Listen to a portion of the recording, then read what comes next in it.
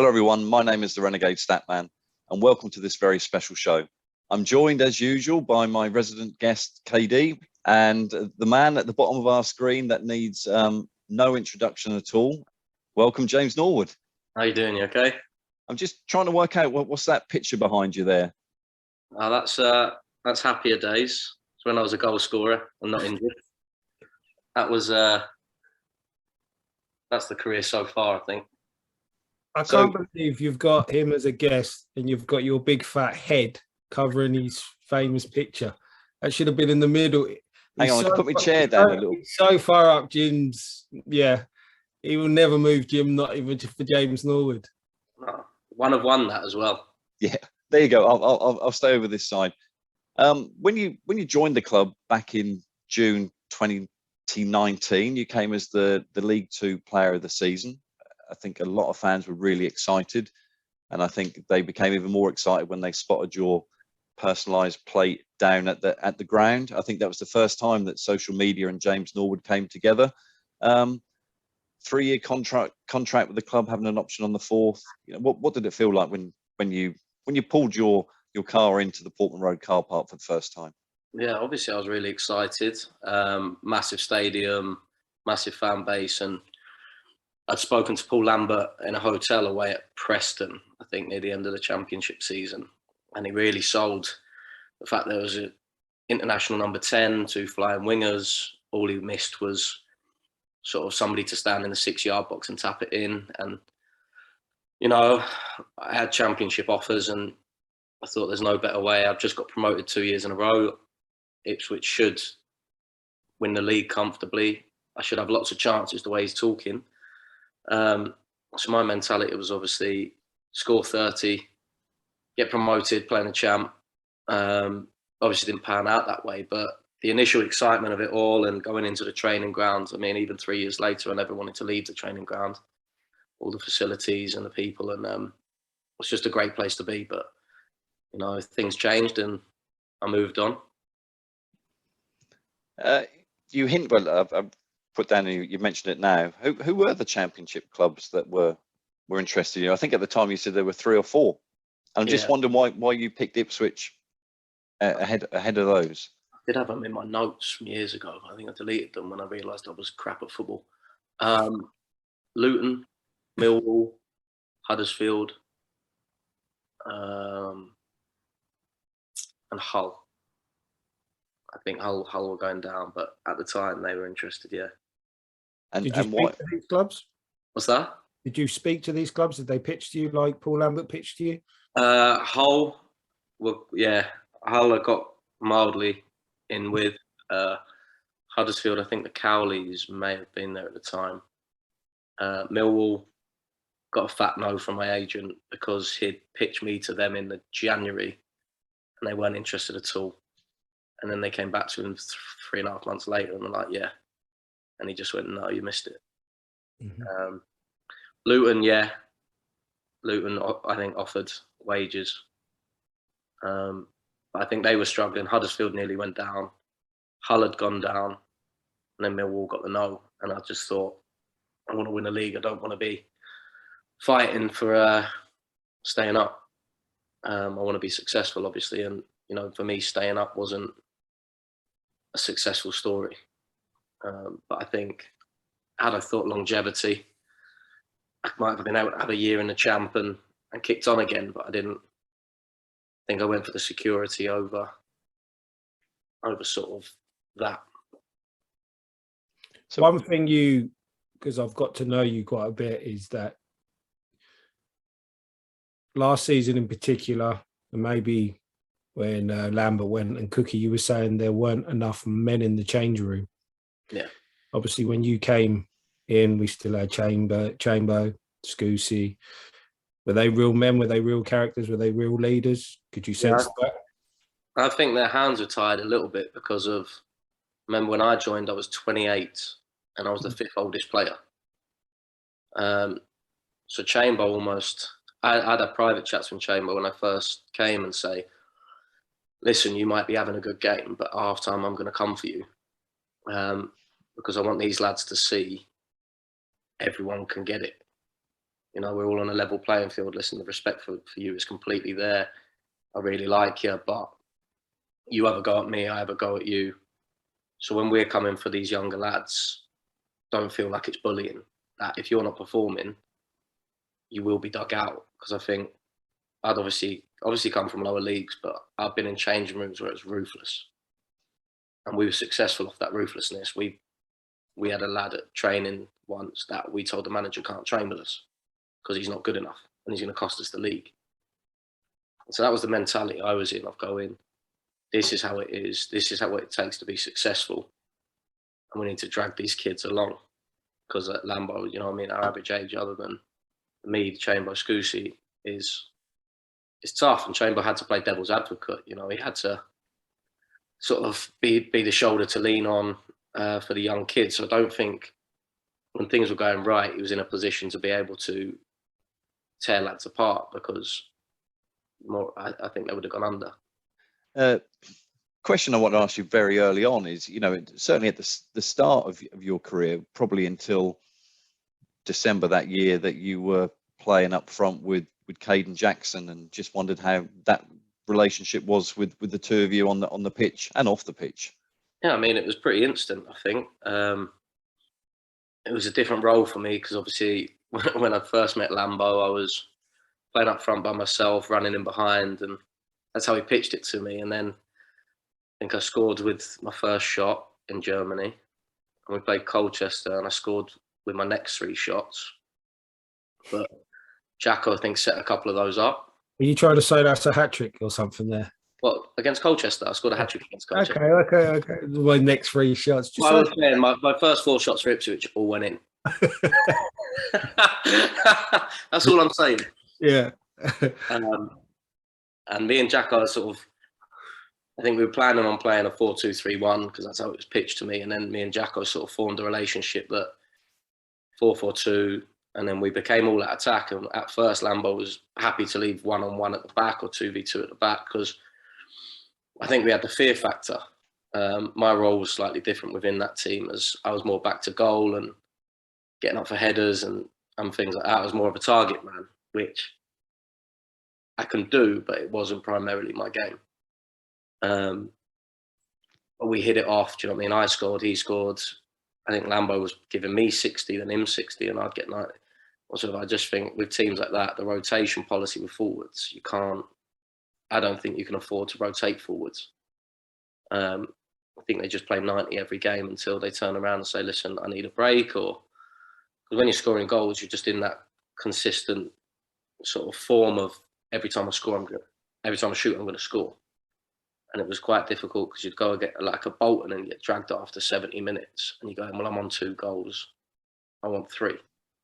And then you're playing with different wingers each week. But we were winning. We were quite direct. We were all out attack. And I think we scared people. So it was obviously a formula that worked. It was just, I think, a shame that I tore my groin against Shrewsbury at home. I think we could have kicked on. How was League One different to League Two? And you know, what did it feel in your 3rd league game to get a goal? Obviously, Luke Garbutt had scored in the first 2 games. I don't think it's too dissimilar to League Two as a striker. The only thing really is the athleticism, and people try and play a little bit more. You know, the centre half's a little bit more athletic, a little bit stronger. The way I play or used to play is behind them. So that thing was never really an issue for me in terms of if I could get in behind the centre half and I time my movement right, I can't be caught. So that was it for me really, is trying to find balls in behind. And I don't think they're as robust in League One. I think in League Two it tends to be more fight, more nitty gritty, playing wise, but a little bit less quality on the ball. And then League One defenders, I think you can rough them up a little bit easier. I don't think they like the contact. I think they want to keep the distance and jockey and track runs and things like that. So for me, obviously, I'm quite an aggressive player. I like contact, and then I want players to think I'm going to give them contact and run in behind. It's obviously a constant cat and mouse game. First goal was all right. I remember just shoving the defender into the goalie, and the ref didn't see it. Keeper ended up dropping it. Just turned and swiveled and hit it in, and then give it Billy big bollocks in front of the crowd, and missed a pen. So it went both ways. But I remember Chamber scoring last minute to bail me out. You must have read my notes, because that was definitely the question that was coming. Your first home goal against Wimbledon. Yeah, I think most fans would probably put that game as one of their favourite games of that season. You scored in the 81st, and what was it like when Caden Jackson got a very, very late winner? Yeah, it was brilliant. I think Ipswich was the first time in my career where really I didn't care who scored. Obviously, beforehand, I've always wanted to score, and if other people score, yeah, I'll go and celebrate. But every goal we scored, I felt meant something, because we were pushing for championship promotion. So when Jacko scored, obviously, I think that was the first time since obviously Connor Jennings scored the winner in a playoff final. Anytime we won a game, I was buzzing for the boys, and it just meant a lot more to me when I was just scoring, because I just wanted to win games at that point. I think I was the focal point at Tranmere to score all the goals, and I was scoring all the goals. So my role was obviously a little bit different. Assists and goals were obviously great, but for me it became about winning games, and the run we got on the start of the season, any goal was just sort of brilliant. One thing I will say, you touched on it earlier when you said you went up to Chamber early doors, and you said, I'm going to come for you because I want to show a reaction or get a reaction from the young lads. And one of the big criticisms you get from fans was when you used to come on, run around like a madman, they'd say it was needless free kicks, booting people. But there was a method behind your madness. You weren't doing it because you were thick. You were doing it because you wanted to give a spark to the players, energy to the players. And I don't think they actually realised that was what you were trying to do. They just thought, oh, he's frustrated, he's just booting people. But no, it was trying to give everyone a lift or a reaction or a spark, or even get the crowd. Sometimes it takes someone getting booted for the crowd to get in, get stuck in. And would you agree with that? Yeah, I remember having this conversation with Cookie, and I think I had it with Luke Werran as well. It was the Morecambe game at home, first game of the season. Yeah. Obviously got brought on with 10 minutes to go with Macca. And the game was dead. We were losing. There was nothing in the game. I didn't feel as though there was a mentality of we'll get back in this. So for me, I chased people down. I was aggressive. And I almost tried to cause something for our lads to run into to get their backs up. I've been around a long time now. I know I can read the game sat from the side, the mentality of teams and what might be needed, because it's easy to go in with a lovely tippy-tappy football and we'll get a goal. But I think that mentality changes when there's a little melee, or they see someone up front putting himself about and running and having a go at people, and you get your back up and you obviously want to prove that person wrong or prove the crowd wrong. Or I think fans struggle to see beyond what's on the pitch, if that makes sense. I think they love the tippy-tappy, lovely stuff. For me, Morsey's great at it. Morsey does the horrible stuff that you can't see, and then he'll get a red and they'll go, what he did was stupid, or what he did was this. But he's getting reactions and trying to force the issue. Because I think we'd have lost that game easily.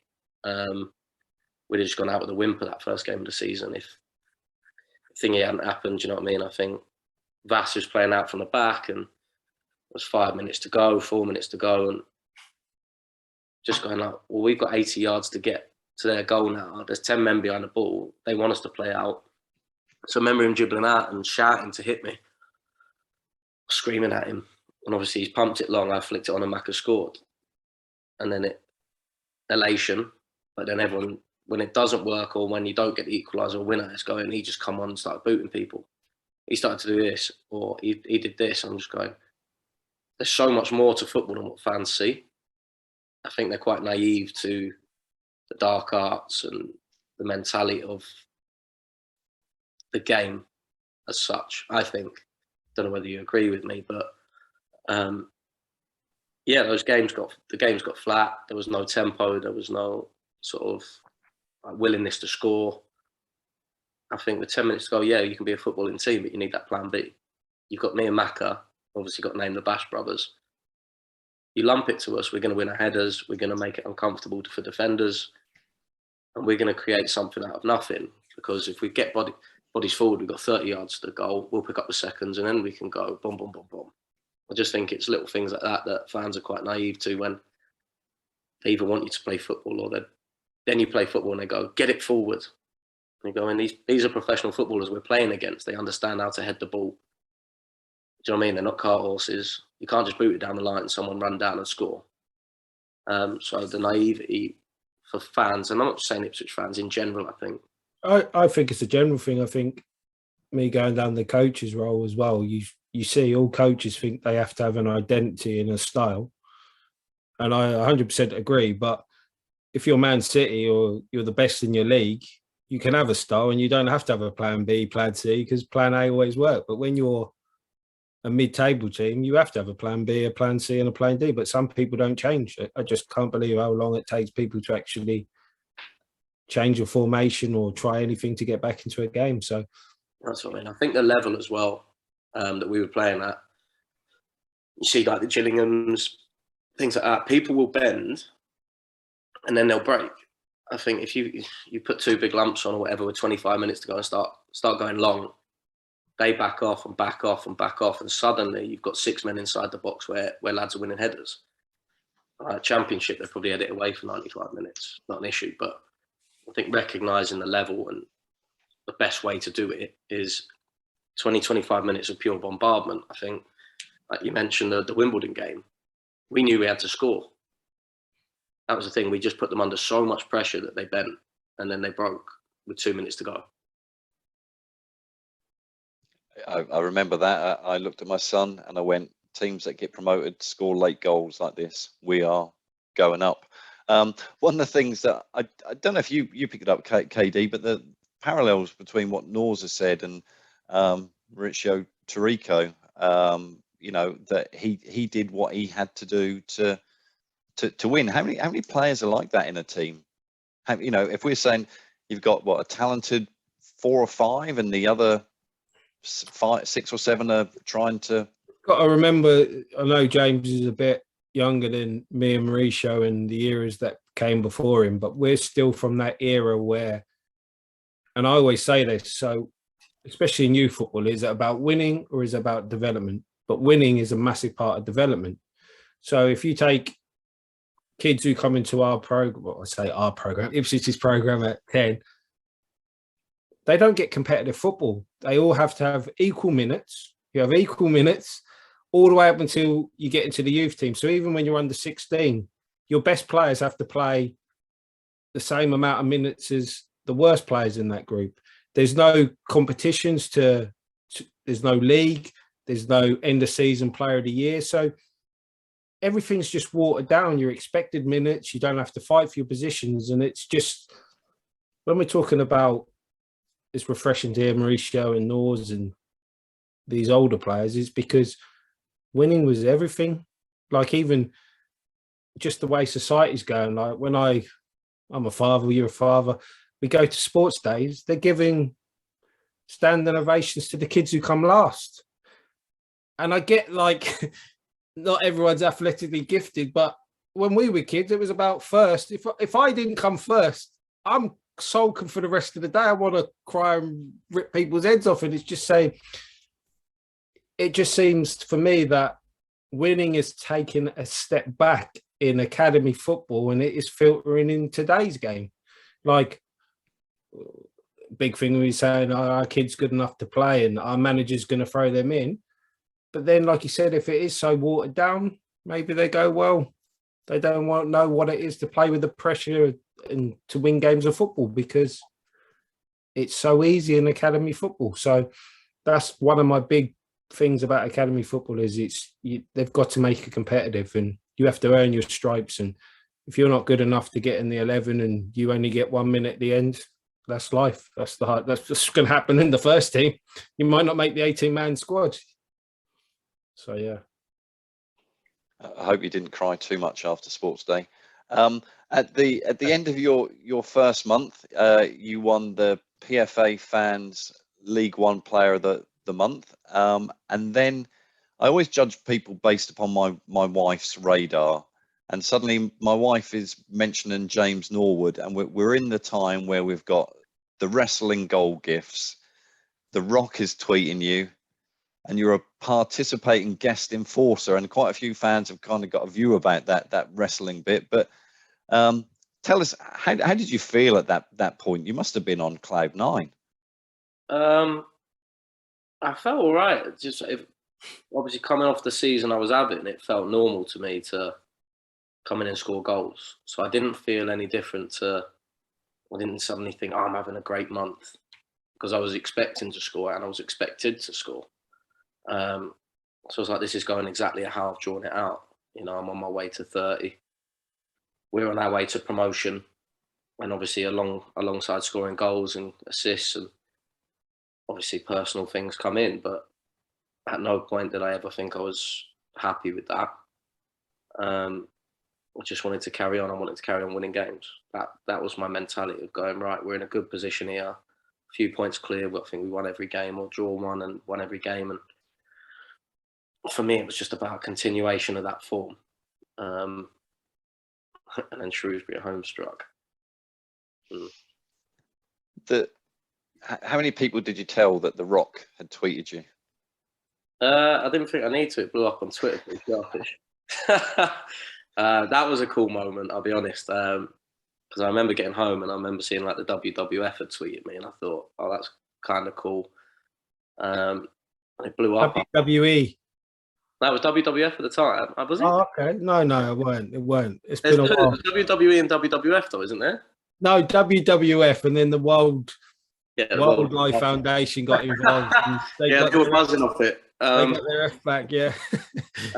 I think WWE England or something tweeted it, and then it went to the WWE, and then obviously The Rock seen it from there. But then I started seeing like I remember the Rock, was not the Rock Bottom, People's Elbow. Somebody did it the next week in the NFL, and I was like, starting to start these trends, and it's going all right. But yeah, the goal gifts were kind of cool. It just come off the back really. I remember doing a terrible one, and then I thought, oh, do you know what, I'm going to change it up. Ran to the Dome the Friday before the Peterborough game and smashed 2 beer cans together and then poured it in my mouth. I don't think anyone knew that was the day before the game.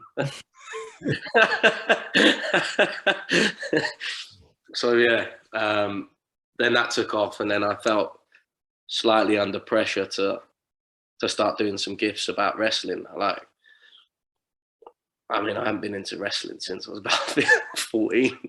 I had to pretend I was doing interviews, and I was asking who my favourite wrestler is and that, and I was going, oh, I don't even know any wrestlers. So I just had to keep saying that The Rock. How was Paul Lambert with that though? So you've done your groin and you're now going into a wrestling event injured. Well, I did my groin a couple of weeks before, I think 2 or 3 weeks before, and it asked me, can I get through to the international break to have my operation?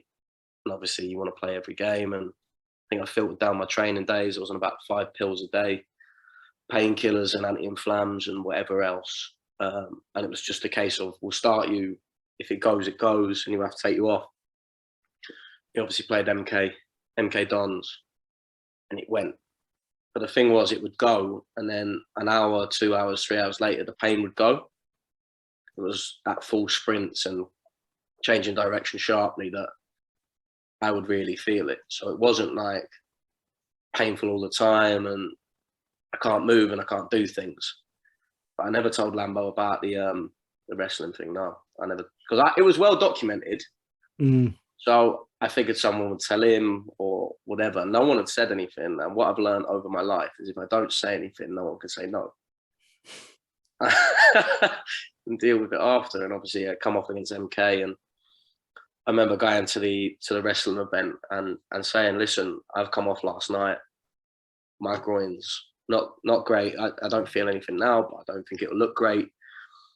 And all I kept having in my head was, this is for cancer research thingy. And he was like, well, you were doing a whole wrestling match. He goes, well, you guest ref. I was like, yeah, I can do that. That's fine. And then with about 5 minutes to go, he's gone, can you rock bottom 2 people? And I was like, oh man, in for a penny, in for a pound. So we walked through what I was going to do. And then, yeah, I had no issues because I just sort of jumped 6 inches in the air and slammed a couple of people down. Raised a lot of money for charity, and then got called into the office the next day. Took a bit of a battering. And then dropped to the bench for the game against Gillingham on Saturday. Was that a punishment because of that? I don't think so. You'd have to ask him, but it didn't feel like a punishment at the time. I think I was struggling on the Friday or the Thursday with the groin because I wasn't able to train 4 times a week like you'd normally would. And then I can't remember. Yeah, we had the international break, and I didn't get my operation. And me and BY, the physio, were trying to manage it the best we could. And I was playing on it week in, week out, and then you'd have to fast forward about 6 months to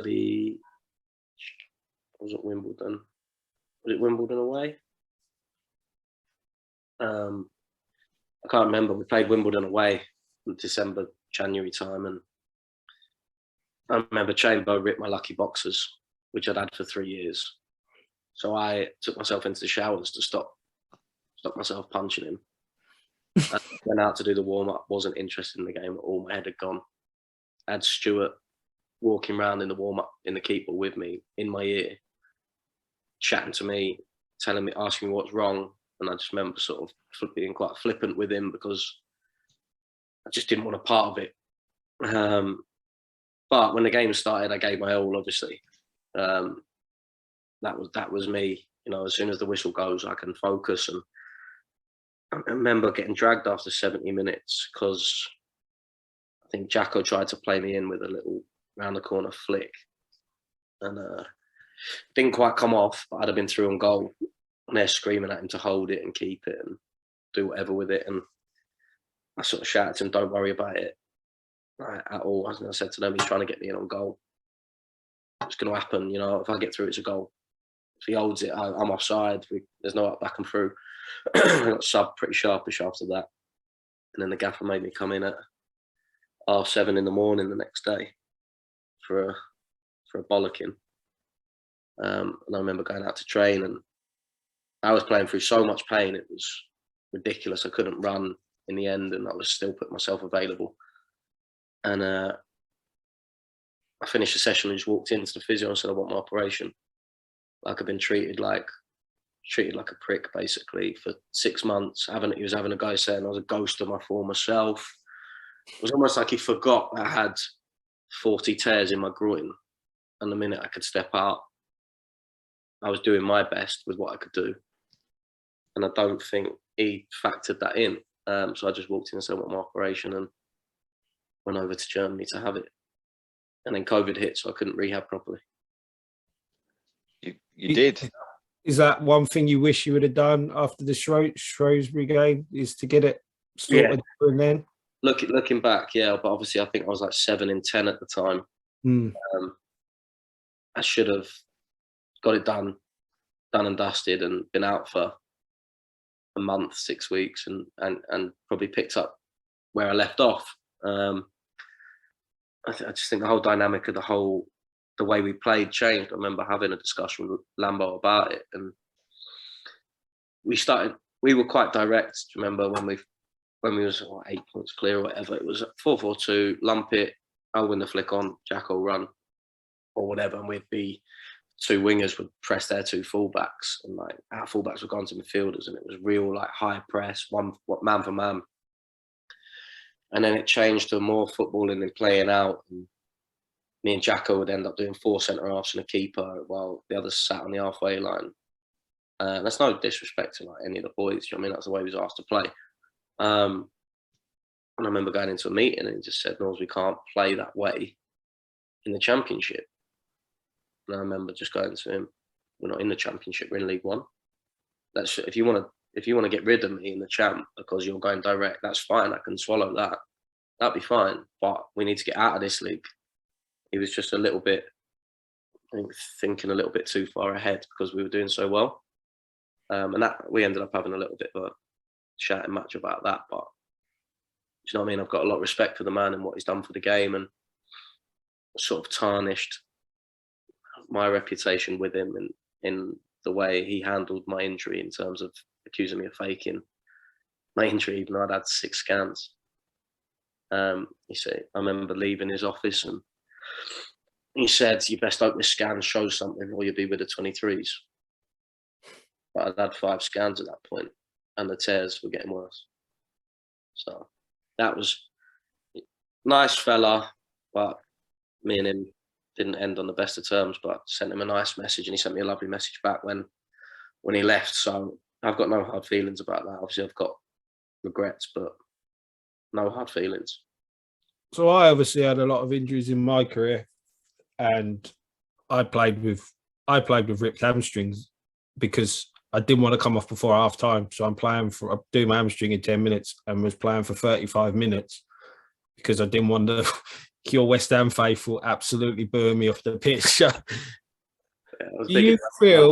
Do you feel in that situation that clubs should help players more? Because I always say this, once we go onto the football pitch, the fans they think we're 100%, they judge you. And if the club knew about your groin, they could have easily have come out and said that you have got a serious injury, but you're doing the best to help us. If you know what I mean, to kind of, so fans can say, oh, Nor's in his usual self. Or I just feel that once we step onto that line, we're judged wrongly or rightly. And it's a harsh business. Like you said, when all you're trying to do is the best for the football team, best for the football club, and you're getting absolutely pelted when you can hardly move. Like you said, you can't sprint. You can do the jogging and the little bits, but your game is about running in behind and scoring goals, and you can't do that to your best of your ability. I just feel that clubs need to, even Paul Cook, well, especially Paul Cook, he was very, with regards to injuries in press conferences, he never mentioned anything about injuries. I mean, it's like, it's so guarded, and I just think, do they do that because they're worried about teams knowing what they'll start? You're going to know, everyone knows the team, don't you? You protect 99% of the team every week. I just feel that players need a little bit more help when they've got serious injuries. Because it's definitely a catch-22 in it. Like, you don't want to give away that people are injured or what people are struggling with. Because if people knew I was struggling with my groin, if I'm a centre half, I'm nudging him when he's stood there and giving him one on his left side or whatever. But I think there comes a point, like, I remember at the end of the season having to come out and tell everyone I played at 40%. And it's, you never want to be that guy as a player. Do you know what I mean? Going like, I'm so brave. Like, of course you don't. Yeah. Like, I think I'm part of the old school where it is, if you are walking, you play. I've seen lads, you know what I mean, with like a bit of a sore foot, and they go, not sure about today. Like, I've come from the lower levels where them appearance fees, they matter. Like, I've had one of my mates, I got concussed in the warm-up badly, and he went, I'm just going to come off after a minute so I get my appearance fee. Like, it's that big. You know, when lads are cushy on contracts and stuff like that, it's easy to go, I'll leave it this week. But I've always been of the mentality of, if I can play and I feel like I can play, I'll play. I think Cookie played me against, it was Wimbledon away with Aaron Dryanen up front. And he knew my groin, I think, had gone, or my hammy was not right. Did we lose 4-0? Yeah. So he's got Norwoods. All I want you to do is stand on the halfway line, 10 yards behind everyone. Aaron Dryanen is going to run everywhere for you and close everyone down, run the wing. I just need you to be in the box when the ball comes in. About half hour in, Nolo gets sent. Was it Nolo? No. Yeah. Was it No, it was the kid we got on loan. Who? Josh Harrop. Yeah. Josh Harrop got sent off, and Cookie screaming around for me to run around like a blue ass fly, coming at half time and hammered me for not running around. But obviously, you just don't say anything. Like you're like, right, cool, I'll just sprint around. So it's like that, you know what I mean? Managers soon get into like the emotional state of the game and forget they put you in just to stand in the box, or they know you're injured. Like I remember I collapsed on the Monday with a back spasm at home. I was laying on the floor for 45 minutes, crawled into my car like an army bloke. You're not okay, do you? You've done SAS for 2 weeks, didn't you? I didn't make the 2 weeks. You had to come off with your rib. Well, we'll get to you in a minute. No, no, it must have been really sore. Sick after my first session I gave you. Remember that day? Yeah. Oh, I lost track where I was. Yeah, but that's I remember what I was saying. That was Portsmouth away. I collapsed on the Monday. Army crawled into training. I can remember that. Yeah, I can remember that. Yeah.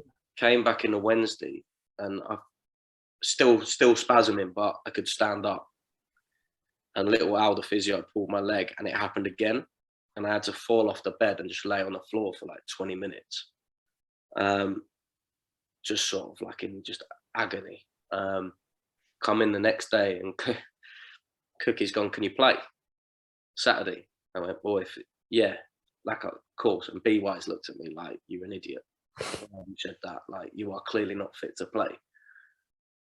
B-Wise went and had a meeting, and Cookie just said, listen, trains today. If he collapses, he's off till Monday. If he doesn't, he's playing Saturday. I remember travelling down, I got through it, taped up like the Tin Man. Trained the Friday, travel, played against Portsmouth. I couldn't really move my back at all. You know, it was like I had an ironing board down there because it was taped up so much, and ended up scoring. And me and BY sort of had loads of conversations over time, and it was going, anytime you can walk and say you're available, that's it. You're going to play because you score. And that's where I probably had so many muscle, like hamstring injuries. Because I should have been out for 2 or 3 weeks. I was back in 10 days because the minute I could jog, that was me back in the team. Like if I'd have, I'm always going to put myself forward. Do you know what I mean? And it's not me trying to be a hero again. Do you know what I mean? But I love playing football, and I love playing in football matches. If I'd have had a little bit more about myself, I could have said, listen, take the full 3 weeks, get back to full fitness, which I did with my original hamstring.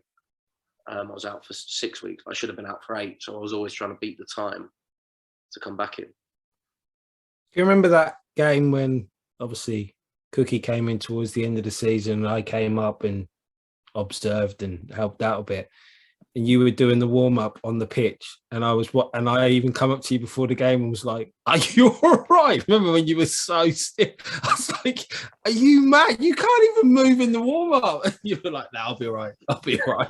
Like, I'm not so sure you will be all right. I don't know how to be any other way. Do you know what I mean? I've had a mate that's retired through doing that. He's done his knees and he's done his calves and his thingy, whatever. He's retired at 27 because he never knew how to not go 100%. Chase around in training and would do his hamstring in the extra game that we all asked for, and he would storm 40 yards to chase down the keeper. I think I learned how to manage myself a little bit better as time went on. But I just needed to make sure that I was fully warm, and if I wasn't fully warm, I wasn't comfortable doing certain things within training. And that's when the new gaffer really helped me. So I think people were trying to sort of force upon certain players certain ideals, and you have to do this. So we would do sprint training 4 minutes into. I remember having an argument with Rosie once because we did a short warm up and then he wanted us to hit our max speed. And I just said to him, come back from 3 hamstrings. Like, I am not comfortable after a little jog around the cone to then hit my max speed. And we had a bit of an argument. And from when Kieron came in, I spoke to him, and you know, things were sorted from then. I would do a pace that I was comfortable at until halfway through the session. I was sort of just like, I'm willing to come so far with people. Do you know what I mean? Sort of go, I'm happy to do the max speed at the end or halfway through. But knowing my body as a 31-year-old's, I can't, you're not 12 around the park where you can just sprint off. So I had disagreements about certain things and knowing my body, and obviously Kieron put a lot of faith in me, and it paid off, because from all, sort of the minute he came in, I was available and fit and played every game near enough. November 2019, you had a photo out with Joey Barton. You posted it there. You were dropped for the next game, yes or no, because of that? No, I was in London because I had an injection. That I think I posted it the Wednesday or the Thursday, and I remember Lambo telling me about it. I'd gone down to London a couple of weeks before, or a week before, I think it was, for my groin, with a scan and an injection. I had a PRP or something. I don't know what I had, but they were in London, and I went and met them, because obviously I know them from Liverpool, and sort of a couple of mates, and posted the picture because I just, it shouldn't matter. And then I remember Lambo telling me a guy in a Chinese restaurant went up to him and said, "Have you seen Norwood with Joe Barton?" He was like, "No." That's how it come about. But no, I wasn't dropped. It was I had an injection into my groin. January 2020, we just got stuff 5-3 at Lincoln, and then most fans, including myself, was thinking this must be the end. He gets awarded a 5-year contract. I think you celebrate the contract by scoring. What on earth did you as players think about that? I think at this point we're a little bit disillusioned with everything that was going on within the club, if I'm totally honest. I remember being sat, and I won't name names, being sat on a coach, and somebody's wife texted them, "Where are we moving to then?" So I think that was the feeling within the squad, because things weren't going well for us. Things had got worse over time. And then that happened, and we weren't, as players, you cattle anyway. Moved on your ships, you kept whatever it is, you just meet to people. So for us, it was, we still have to do our job, because if we want to continue playing football and playing for the club, and you have to try and perform. So regardless of what's going on within the sort of situation, you still have to go out onto the football pitch on a Saturday or a Tuesday and do what you're supposed to be good at. That whole season was crazy, because I remember, I think obviously when the season started up after COVID, which was, I've never seen anything like that in football. I remember that Marcus Evans came down to the training ground and started to interview players about what is going wrong with the club.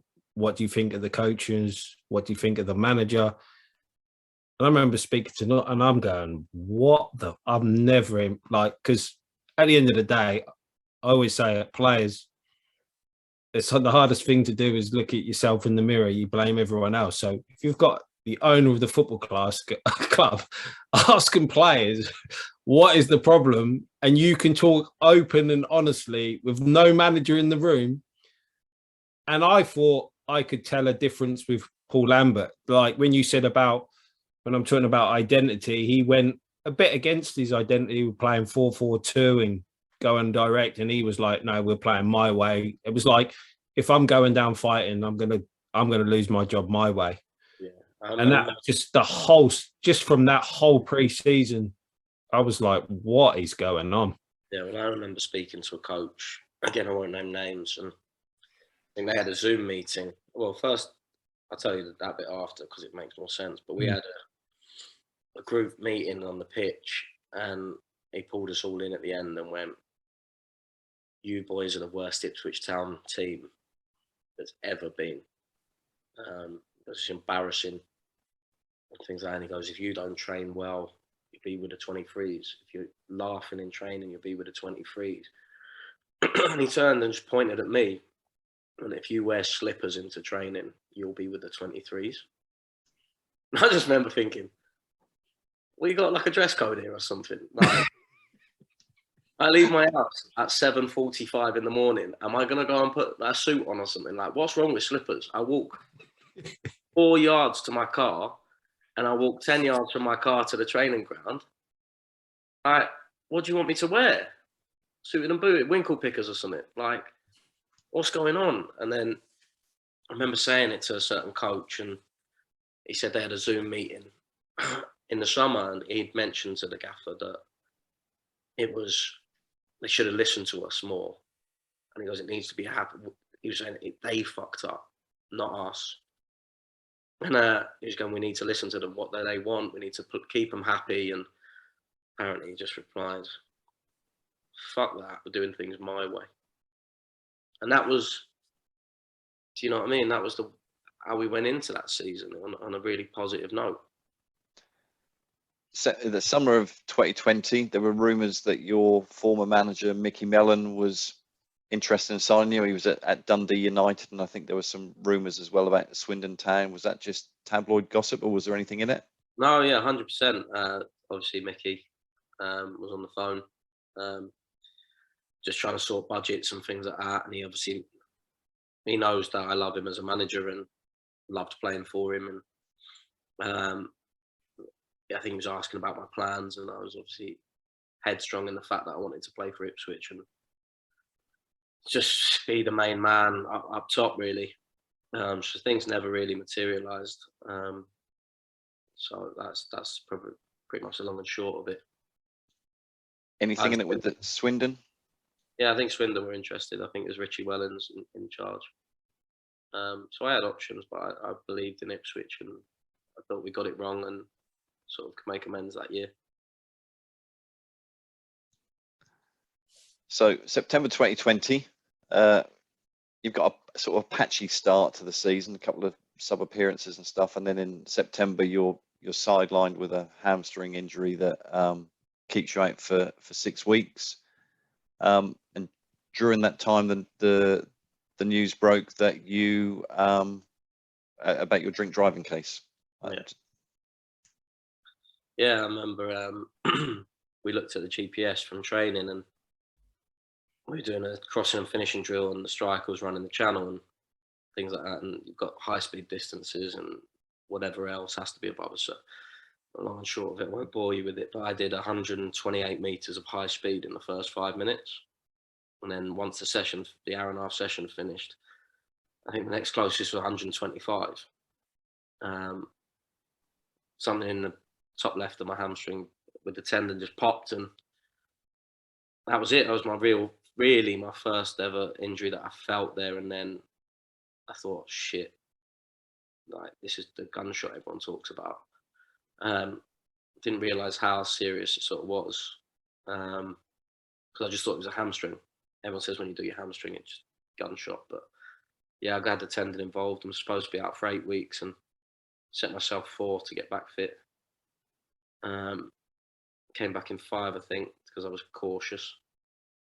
And then, yeah, the drink driving, it was, listen, I'm obviously fighting the case because I believe that I've got one. You know, I would have held my hands up, sorry, if I'd have been out on the drink and having a party time. But this was obviously during lockdown. I think it was around after Bristol Rovers away, so it wasn't like I was on the booze all day. And I remember I lived with Paul Lambert at the time. I think it was my birthday, around my birthday time, and we went into Aurora just because we were bored. We were supposed to go to London the next day, so we were like, well, we're not drinking. So drove. I had a pint, sat in there for a few hours. I think I ordered a second pint but didn't finish it, and so we'd been there 2, 3, 4 hours. Hopped in the car. I know Moles has got a little one, so he at no point did he ever say, listen, let's get a taxi. Or thought, people go for a Sunday lunch and have a pint. And listen, I'm not condoning it at all, but I don't think there's a person on this planet that hasn't had one alcoholic beverage and an hour later jump in the car home. You know, I thought I was well under the legal limit. Drove 45 minutes home, obviously with no issues whatsoever. And just outside my house, I've got a big green that's a triangle, and there were 3 police cars waiting on each point. I went past one, maybe a little bit too quickly for the road I was on. I remember slowing right down because I didn't want to get done for them thinking I was speeding. But about 20 yards from my house and got pulled over. And I think it showed up about half a pint over the limit I was taken in, and some things happened within. Obviously, I can't. It's an ongoing case, so I can't talk about what happened within the police and beforehand. And I believe that I've got a very good case, and that a few things went wrong with certain things within the police that would have given the wrong reading and things like that. Because I remember being out 45 minutes later, because I breathed under the legal limit, and I was thinking from where it was to what it was under, you know, the time frames don't match up in terms of someone that should be over and under. Should have taken longer to come out of my system, but yeah, I found out from the police report that an Ipswich Town fan had rang the police 3 times, saying James Norwood, Ipswich Town striker, was getting in his car after drinking, and he'd rang again to check if they'd sent police, and then he rang again. I don't know whether he was giving different names, or it was James Norwood, Ipswich Town player, has just left the bar, and this was COVID, so I think it was midnight when everything shut. So for me, it was a bit of a whirlwind, because at no point did I ever feel that I was over the limit. I didn't feel drunk. I don't feel like I breathed over the legal limit within the police station. And then sort of was told that I'd be supported. And then when I made people aware that I was going to appeal the case, I got told to plead guilty because it won't look good for the club. And obviously we're talking about my life here, and I got told it's not going to look good for the club, the press, going to get on top of it, and it's not a good look. And I just sort of, from then on, couldn't believe what I was hearing. You know, the only person that really stuck by me was Lee O'Neill. Lee O'Neill, I can't speak highly enough of. He would ask me how I was, how if it goes wrong, how will I deal with things. He came to the court cases. He made time to come to those and sit there all day and chat to me throughout the case, and how I was feeling and what he thought. And, you know, he sat away from the press and looked reassuringly at times, because obviously you're in there alone. And yeah, he stuck by me. And even when the first one came back guilty, sort of like, let's figure this out. What's going to happen? Do you need help with anything? So, you know, he's a really good man above anything else. And I appreciate good people more than I appreciate how good people are at their jobs. Obviously, you don't want to mention names when you say you've felt left down. Are you talking about the old regime with Marcus or the new regime? For me, yeah, the new regime is it's a tough one. I had a really tough time with them, and I think a couple of other people within the football club had a really tough time with them. Obviously, I can't go into too much detail, and people can't see things from the outside. People on the inside know it, and you obviously yourself have seen it being within the football club, and people have moved on, people have left, and listen, you can't. Listen, I could freely talk about it, but I don't think it's the right thing to do. I think everything will become clear at some point. I think fans will catch on to certain things, and they'll see people in different lights, and you know, there's enough evidence to sort of, if you look at it subjectively, to understand in which way the club's going. Good answer. Very good. Yeah, thank you. So in February 2021, Paul Lambert was sacked, and Paul Cook soon came in and had a reputation as being the demolition man. What did you feel about all of that? You know, that whole situation? I just think that was made into a much bigger thing than what it was. If a whole squad's unsuccessful for a period of time, then things need to change. Obviously, the demolition man thing is just something that stuck, but wholesale changes is something that happens in football all the time. If you're lucky enough to be one of the ones that hangs around, you're given another opportunity to fit in with a new bunch of lads and try and make it work in a new system. We lost a lot of players, but we gained a lot of players. You know, I was under contract and I knew that, so I knew after conversations with Cookie that I would more than likely be playing. And he had a lot of faith in me and as a goal scorer and as a player. So I got on with Cookie, you know, from minute one to now. And, you know, I'm still on good terms with Cookie. Never had a problem with him working at the football club. Lots been made of it, but me and him never fell out. Me and him would speak every day. We'd play pool together. He'd have private conversations with me about what was going on and help me understand the position I was in. So I haven't got a bad word to say about Cookie. You know, he had to go in every morning and so he could see you and say hello. It was really personable. You'd have to sort of go down, sign in, so he could ask you how you were and say hello and have a laugh. And obviously the staff he brought in with him, you know, really, really good people. People persons, that's the correct term. You know, they're really fun to be around. Really, really good people. And, you know, obviously the way things were for them, it was never going to be successful. Just going back to Cookie, because I class Cookie as a friend now, but you said you love Cookie, you never had a problem with Cookie. If you would, I can remember, so he came out after one of the games, he did the press conference saying, basically, you've all gone.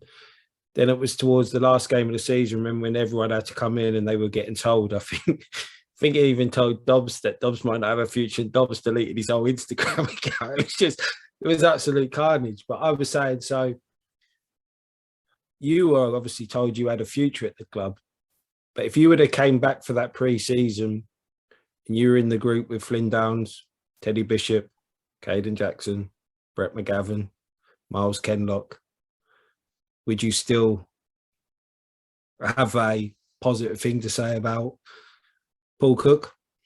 I think so, yeah, because he was good at separating the football and the people.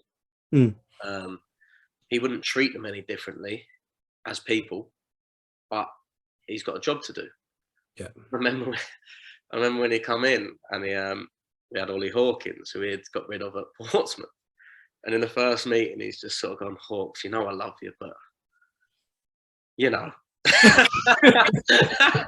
He just didn't suit his system. And yeah, he was never, ever going to fall out with people over stuff like that. You know, he let pretty much everyone back in from the 23s. So we never held people against it. It was more of a case of, I need to do my job. And you've seen it a million times. I've seen it thousands. You know what I mean? Players that they need to get rid of, they try and make a little bit more unhappy to want to leave. But you know, we had a good set of pros here that worked hard. I remember Flynn lost his head. We did the bleep test, or they did the bleep test, and he said, "That's hilarious. I'm dropping off at level 4. Don't even care. Come in," and he got to level 20 or something. And he goes, well, "What it was people kept running, and I had to beat them." Little Karen Humphreys and Bailey were thinking they were flying. Just like, he's gone, fuck that, they're not beating me. So like, even when the lads tried to go, they couldn't not be professional. And like, that's the biggest thing I've taken away from Ipswich, was how professional like 99.9% of the lads were. Yeah. Finishing off 2020, 2021 season, you were the captain. You scored in the Fleetwood game, which meant that you'd scored 10 consecutive or 10 plus goals in 9 consecutive seasons or something like that. So when you were going through the summer of 2021, did you have sort of, positive outlook, a manager that obviously likes you? We've got new owners that have come in. We're getting, a new chief executive. We've got Andy Rolls. You mentioned him as a director of performance. How did that all come to set you off in the right foot for 2021? Yeah, well, I remember having a chat with Cookie, and he goes, "Yeah, you're my number one striker. You're the best striker in the league. You're gonna play up front in my system. You're gonna score hat loads, whatever." And he goes, "The only thing is, I need you. Would you be up for coming in 3 weeks before pre-season?" And I was like, "Yeah," because I'd had my injury problems that year. And I remember him bringing me in. Not so much him. The new head of performance wanted to do it. So I remember rocking up on a Monday 3 weeks before the start of the season, and didn't bring my boots with me, bought my gym stuff, because obviously I thought we'll be strengthening my hamstrings, doing a few checks, making sure everything's aligned and working on that sort of core. And he just went, "Have you got boots?" "No." I said, "Well, you're running." So I was like, "Okay." So they ran me for 4 straight days. And I found out, obviously, when pre-season started, I did the first week of pre-season 3 weeks before pre-season. And I remember sort of saying to the performance team, "Why have you done that? Right, it makes no sense to do." And like, I'll speak my mind. I'm a bit like Kieron. I can look at things subjectively, and I don't let emotions cloud my judgment. I don't feel. I said, "You'd be better off doing that the week before pre-season, a couple of days at home, and I could have started pre-season." I said, "But I'm not going to get the same intensity in drills at home for 2 weeks to start pre-season." And I just don't think they could get their heads around it, because I can't really say too much, but they've got their own set of opinion and thoughts about themselves that I think they see as gospel. I'm not going to throw people under the bus or anything, and I could quite easily, like, things happen that I could say, and I think people would be astonished. But came back for pre-season, I was fit, started pre-season. Obviously, I'd done all the drills already, so I knew what to expect. And then I got a phone call from, obviously Cookie said I'll be starting the season or whatever. Got a phone call from my mate at Fleetwood saying I'm being circulated on deadline day. And I was like, "What?" He goes, "Yeah, your name's been emailed around by Ipswich. You're available for transfer." And I was like, "All right, okay." So I'll bring you back. Tried to ring Cookie, went through, didn't go through. Tried to ring Robbo, didn't go through. Got through to Franny, and I said, "I've been transferred." This is like, "What the fuck's going on here?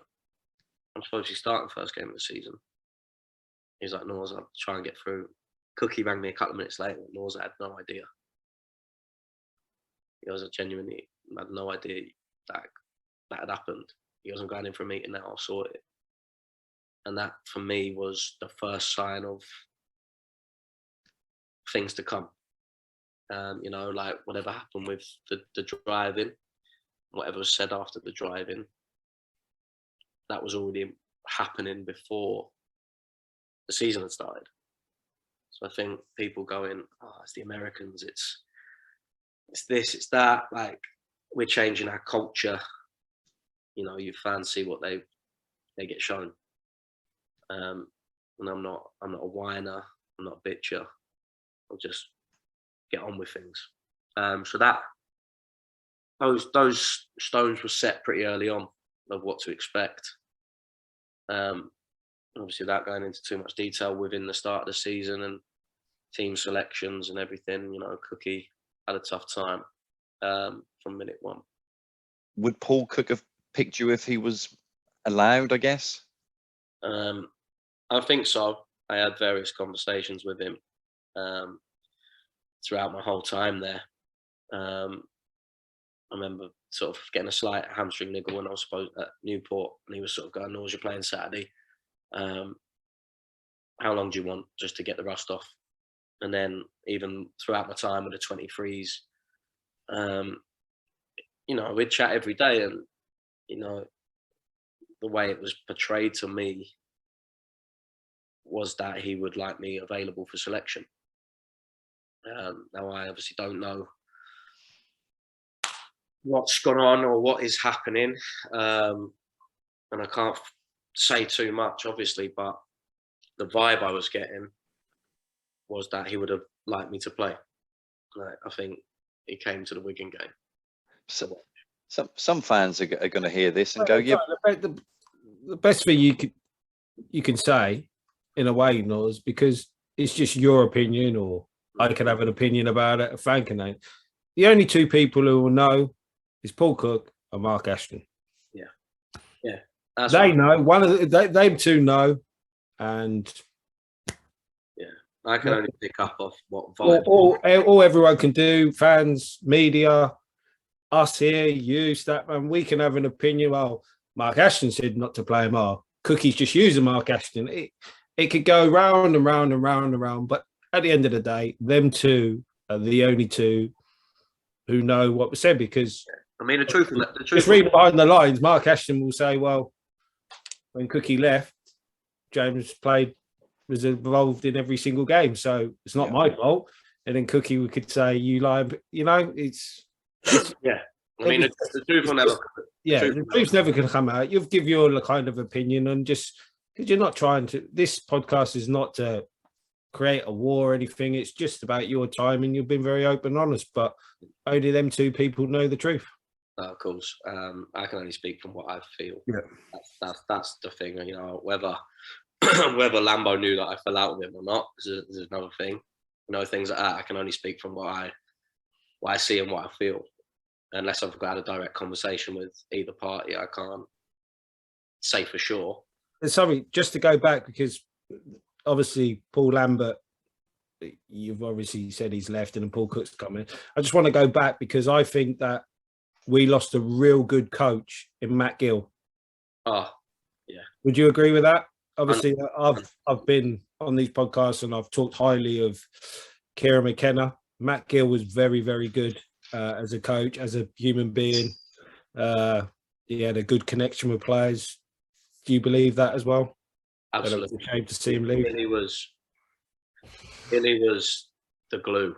Obviously, he was a bit younger, and you can see obviously he's gone in at Swansea and done well. I watched the little thing on Flynn where he's doing sort of set pieces and stuff. He understood the football mentality of the younger lads, say younger like all of us who are still playing. His drills were set up. They were set up well. He was demanding of people, and I think for the final 3 or 4 games of Lambo's tenure, Gilly took it all, and I think we won all 3. It was back to sort of, let's go back to basics and let's win these games with our quality over how we're going to beat them. And I think, what did we beat? Aki, Hull, Donny. Someone at home as well who had the young Tottenham player when he was really young. Boz, was it Fleetwood? Yeah. Oh, Donny. Yeah. Yeah. So yeah, we were winning games, and it doesn't surprise me that he's gone on to Swansea and they've done all right. And you know, he's taken, like, Flynn's there now, and Flynn will probably speak highly of him again because he just knows a football environment, and he's young and he's hungry for success within the coaching game. Yeah. Who gave you the call? Was it Rosie? Was it the gaffer that you were coming to train with the 23s? You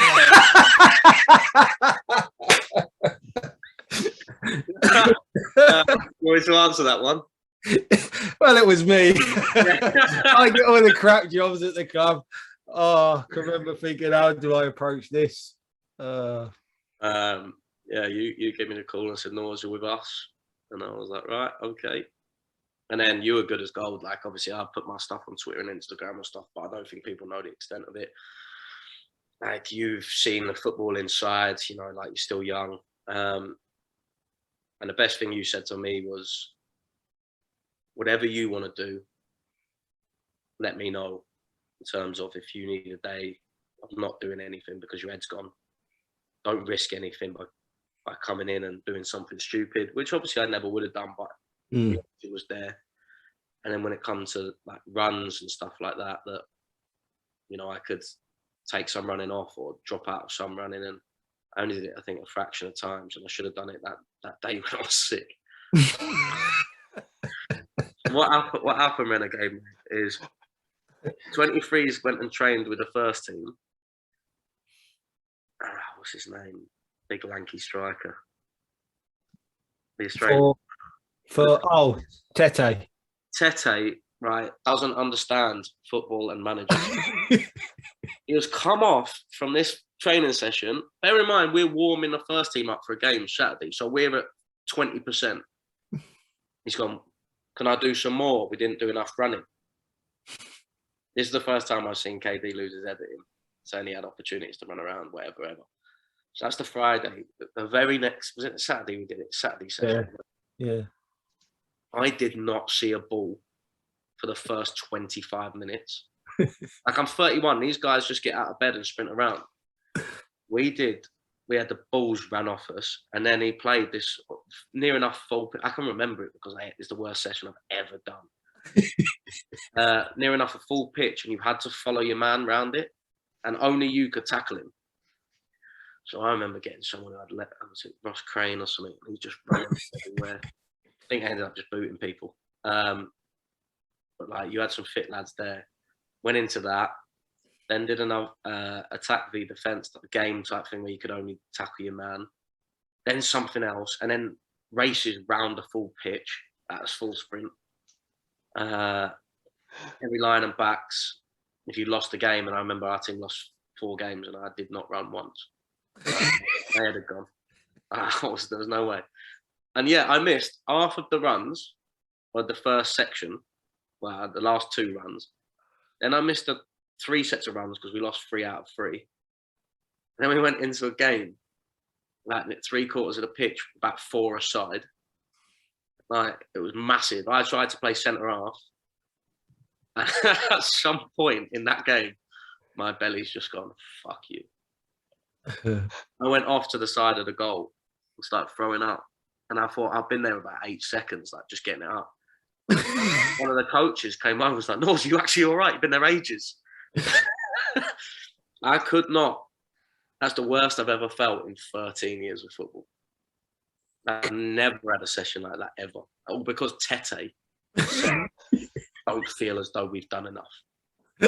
That is the day I should not have come in. And thinking there, weren't he? He was watching the first session. What's that? Yeah. Come to watch. Who? Titus was there as well. Come to watch. Titus came to watch the first session of us getting beasted and me being sick. So that's when we became mates. But I generally at the time, what was good for our young lads was that you held them accountable. It's all right me saying it to them, but you've got a first team player and you were giving them, especially the centre halves, you were teaching them little tricks how they can get pinned, and I think they appreciated having you. And I remember our first game against Watford, it was hilarious. So Paul Cook's come all the way to Watford to watch as well. And for 45 minutes, you had the biggest stinker ever. I played the game in 3 months. Yeah, exactly. And I had to try and play Watford under 23s. I didn't even have a trampoline on my foot. I don't know what it was, rocket launcher. Lads were giving it to me. Like, in the end, I think, you know, when you kick a ball about with a 5-year-old, you like dead tap it to them. That's what lads ended up doing to me, I think. And I was still giving it away. It was awful. But, you know, I learned a lot more in the under 23s about coaching or like helping people and lads. And I really got into it, I think, because it worked both ways for me. I needed them to be at a certain level for if I was called upon for the first team. And if I helped raise standards along with KD and Brian, I would be able to stay at a level that I could come back into the first team. And I think they appreciate me trying to help them, you know, like I try and work with them forwards during games. I remember telling Tete to just stand in the 6-yard box and stop making stupid runs, dropping deep. And I think he scored 3 in that next 6-a-side game. So I really enjoyed seeing that, some of the young lads, and I buzzed off of 3 or 4 of them, and they were class. And I want to see him in the first team, really, you know. But what was good as well is because you've trained with our young lads, like I'm quite biased towards our young lads, and I'm not going to name names with the lads, and you're going miles off it, he's got no chance.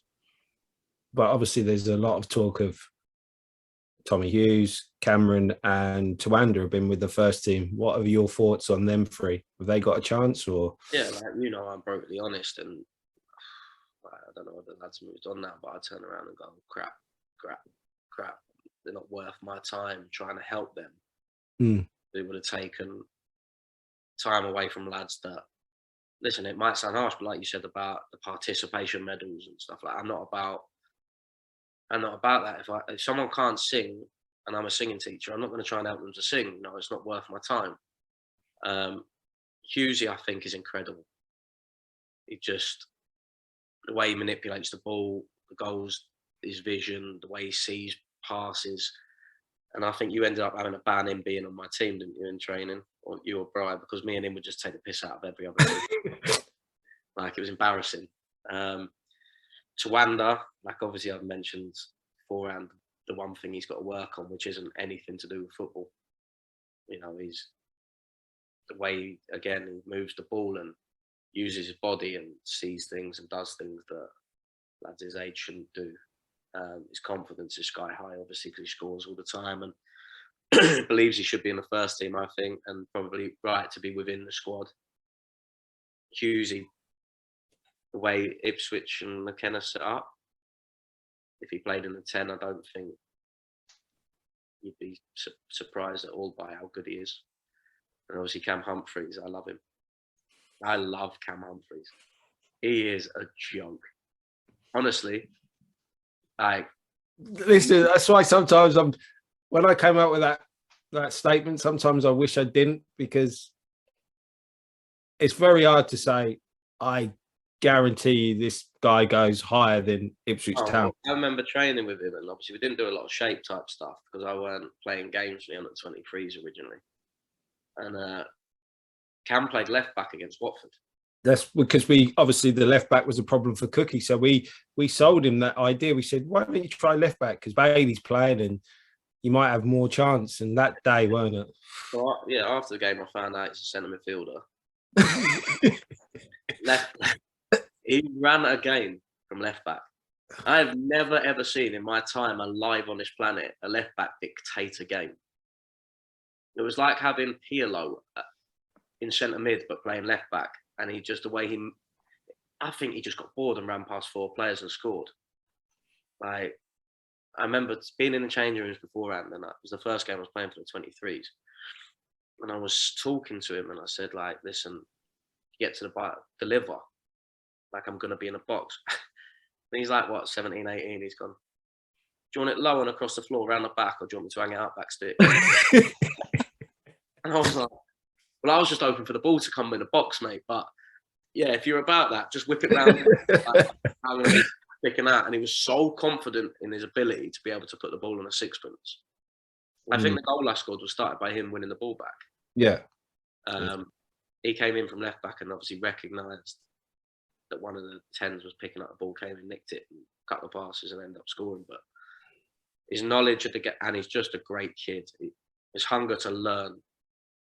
I think the big thing for me and why I help people is the hunger to learn.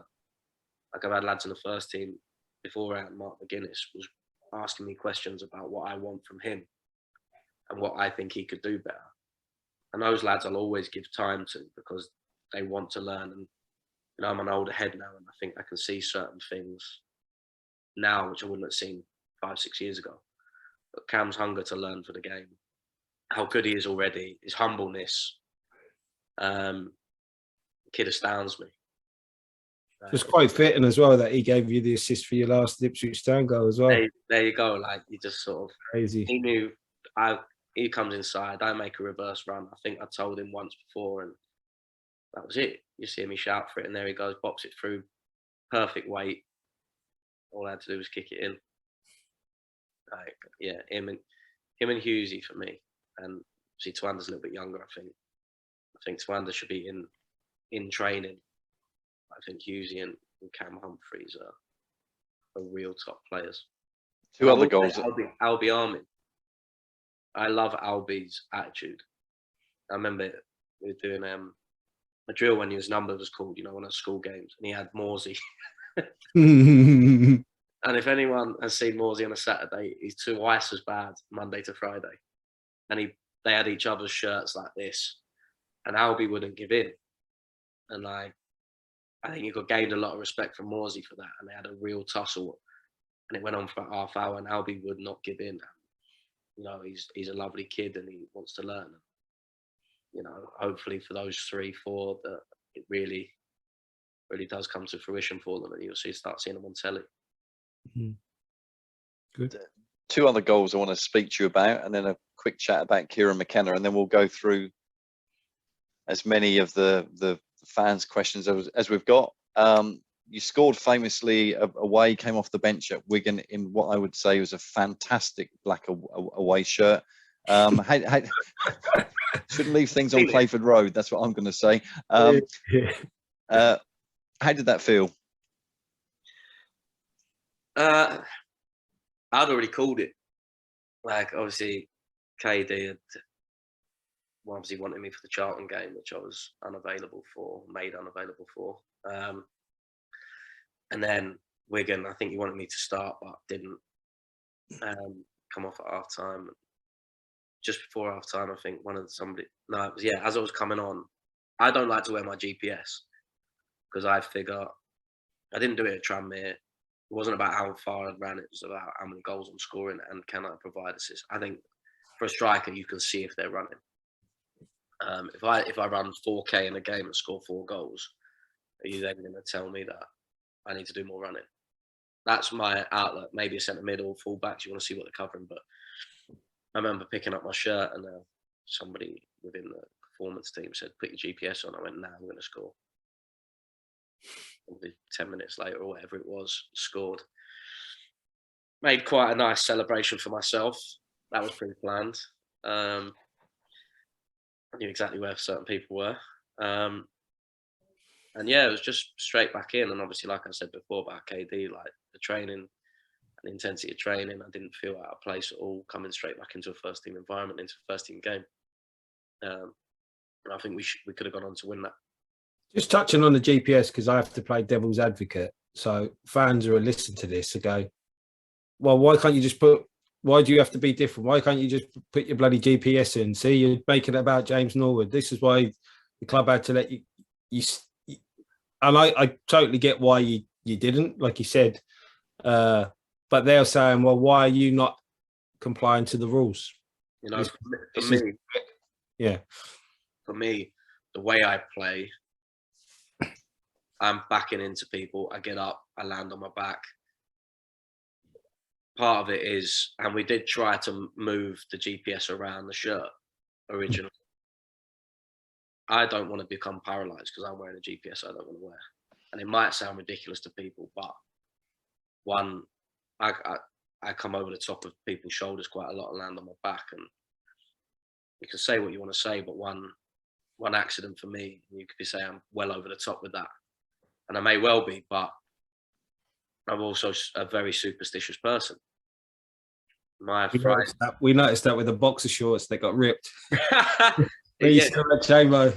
It starts for me on a Friday, like straight after training. From that moment to kick off, I've got my routines of what I have to do and what I will do in order to be able to start a game feeling confident that I'll score.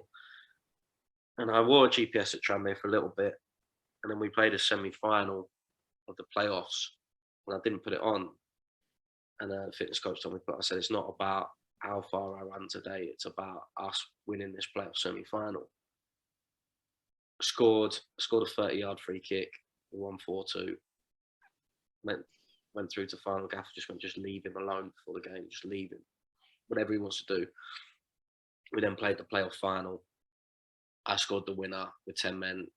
Must have covered about 16k because we're playing left mid. Went into the new season. Obviously, the fitness coach in the end, it's a laugh. Me and him are getting on great now. Still like really good mates. He just laughs about it now because I went on to score 32. I have my own way of doing things, obviously, because I'm my own person. But for me, it's a comfortable thing. It's like, I will wear a GPS Monday to Friday.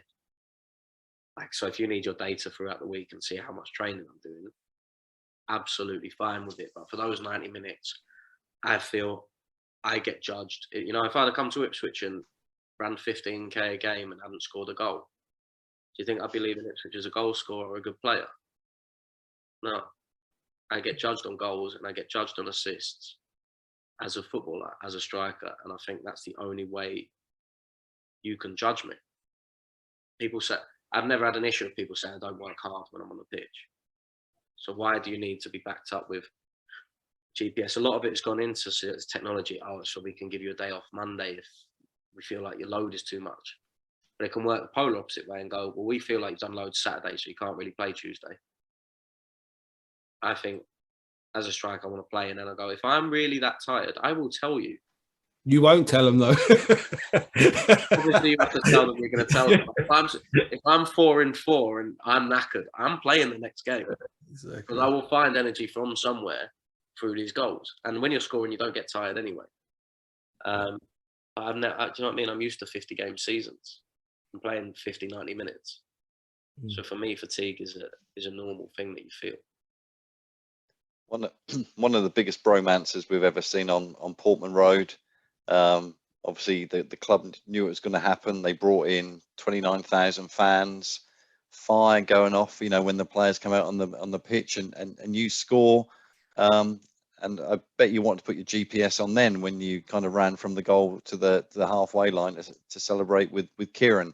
I know that you've kind of said about that, but really interested just to kind of know about what he did do for you without trying to make his head too big, but you know what that moment meant for the two of you.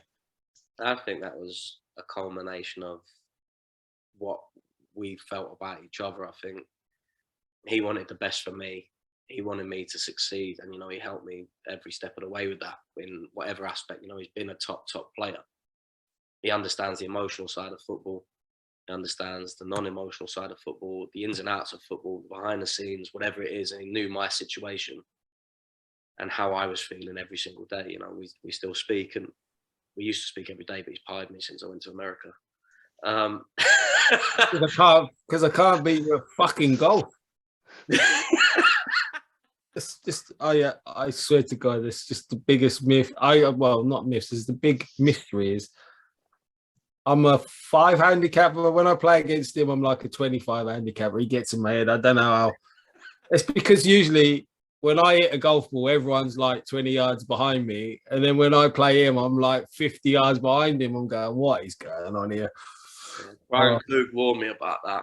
He went, Kieron will try and get in your head. And I just went, he's messing with the wrong one here.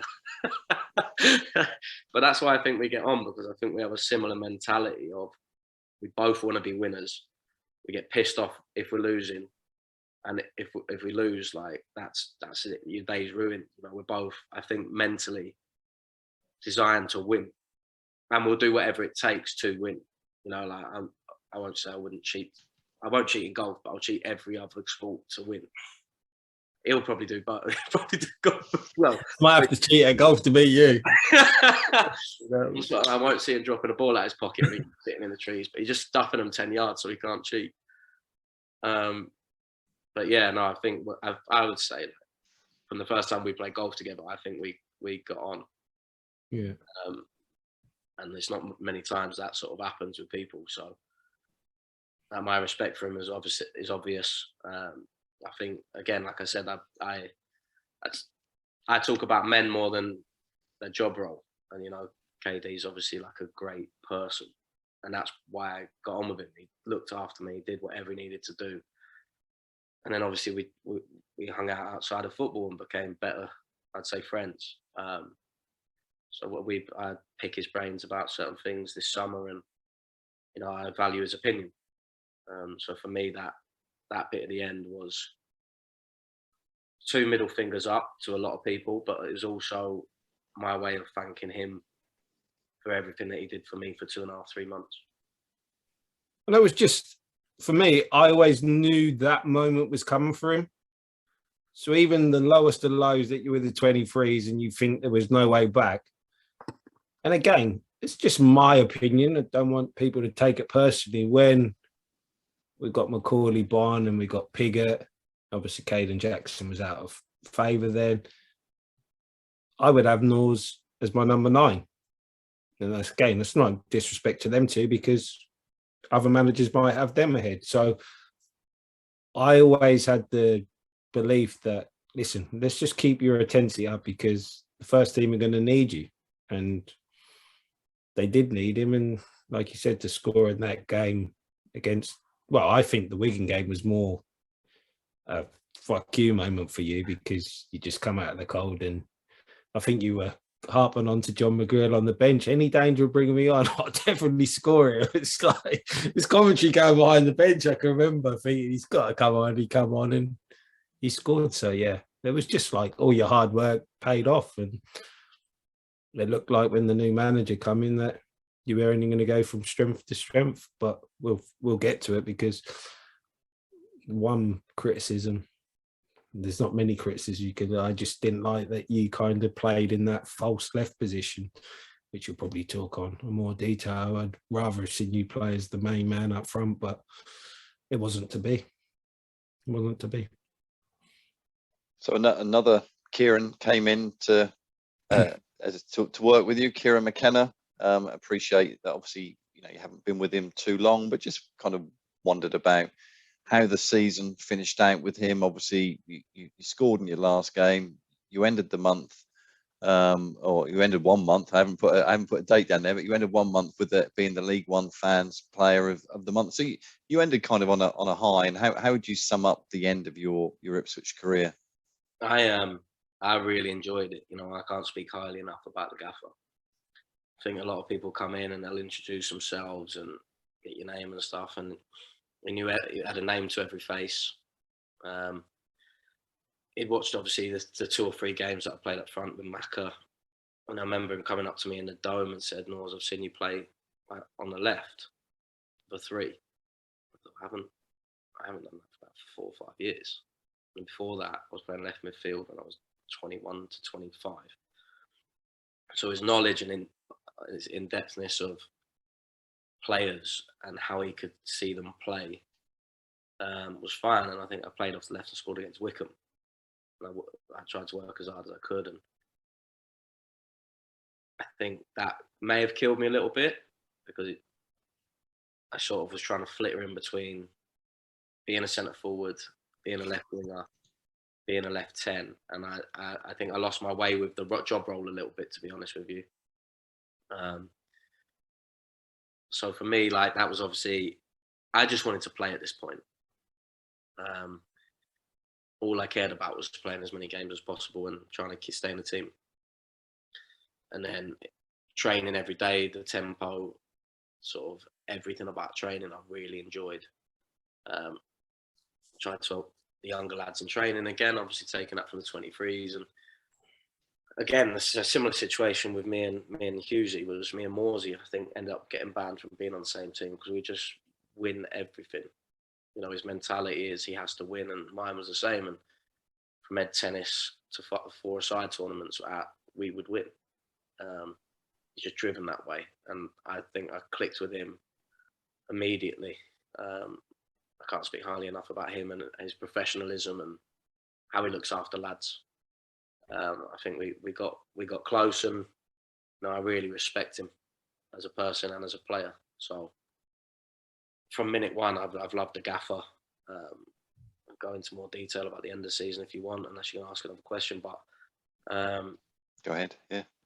Yeah, I remember the gaffer calling me in February time, maybe February, March time, and asking how I was, because I wasn't playing. And I just sort of told him, listen, you want your number 9 to run in behind. That's all I've ever done. That's how I play. And he sort of wasn't sure. He said, I don't think you can do that. Just give me a chance. Give me a chance, coach. So I just remember saying it to him, and we had a bounce game on the Monday, and I thought I felt my hamstring. So I pulled out that. Scan came back fine, so I got fortunate. That's when the Oxford game was, I think. That Saturday, and I was on the bench. He started me for the Plymouth game at home as the 9. And I just remember running in behind and getting in behind consistently throughout the game and looking for balls. And obviously set Morsey up with a little bit of movement and a little bit of strength and squaring it for him. And he came up to me in the changes and went, yeah, all right, yeah, that's you. And that was a massive moment for me, and my confidence is going, he has seen me now do what no one at Ipswich has seen me do for 2.5 years, because I've been utilised the wrong way. Yeah, I'm aggressive. Yeah, I like to win headers, but my main thing is looking for balls in behind. And at the end of the season meeting, we were brutally honest with each other throughout. I said, just let me know when I'm released. You know, there's a bit of banter. He kept talking about coaching, and I was like, fucking hell, Gaff, I'm 31. I'm not 38 just yet. We had a great relationship with each other where I could just sort of go, Gaff, am I released yet? All right. No, all right, see you Saturday. And at the end of the season, he was full of praise for me, really. He said, the playoff finals tomorrow, you'd be starting. But like, he just sort of said, I've got to give you credit, because anyone that they brought in, you've always ended up as the number 1 striker. And that's no disrespect to anybody, but that's how I've always wanted to be seen, and tried to prove a point with that. And he ultimately said he was just undecided on me, and he wished he'd seen me play down the middle earlier. So for me to take that away is, you know, if he'd have seen me from January, February playing down the middle, I'd probably still be at Ipswich.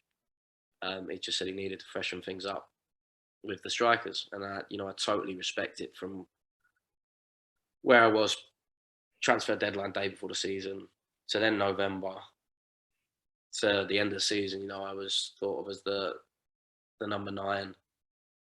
He really liked my attitude at training, my professionalism,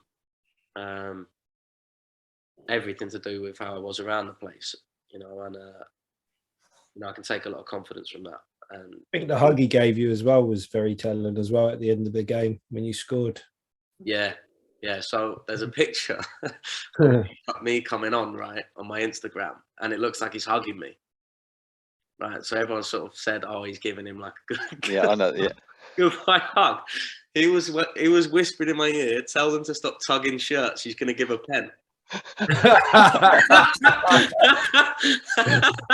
Brilliant. So, yeah, it's a great picture, but like it almost looks like a goodbye hug. Yeah, but yeah. that's the ins and outs of it. But yeah, you know, I think he made a beeline for me at the full-time whistle and was like, he was dead happy. I remember speaking to Martin Pert, and he said I'd be missed, and we spoke about coaching and potential coaching. And I remember speaking to Charlie, and Charlie was a little bit upset as well. Like, he said he's going to really miss me, and, you know, got a little bit emotional.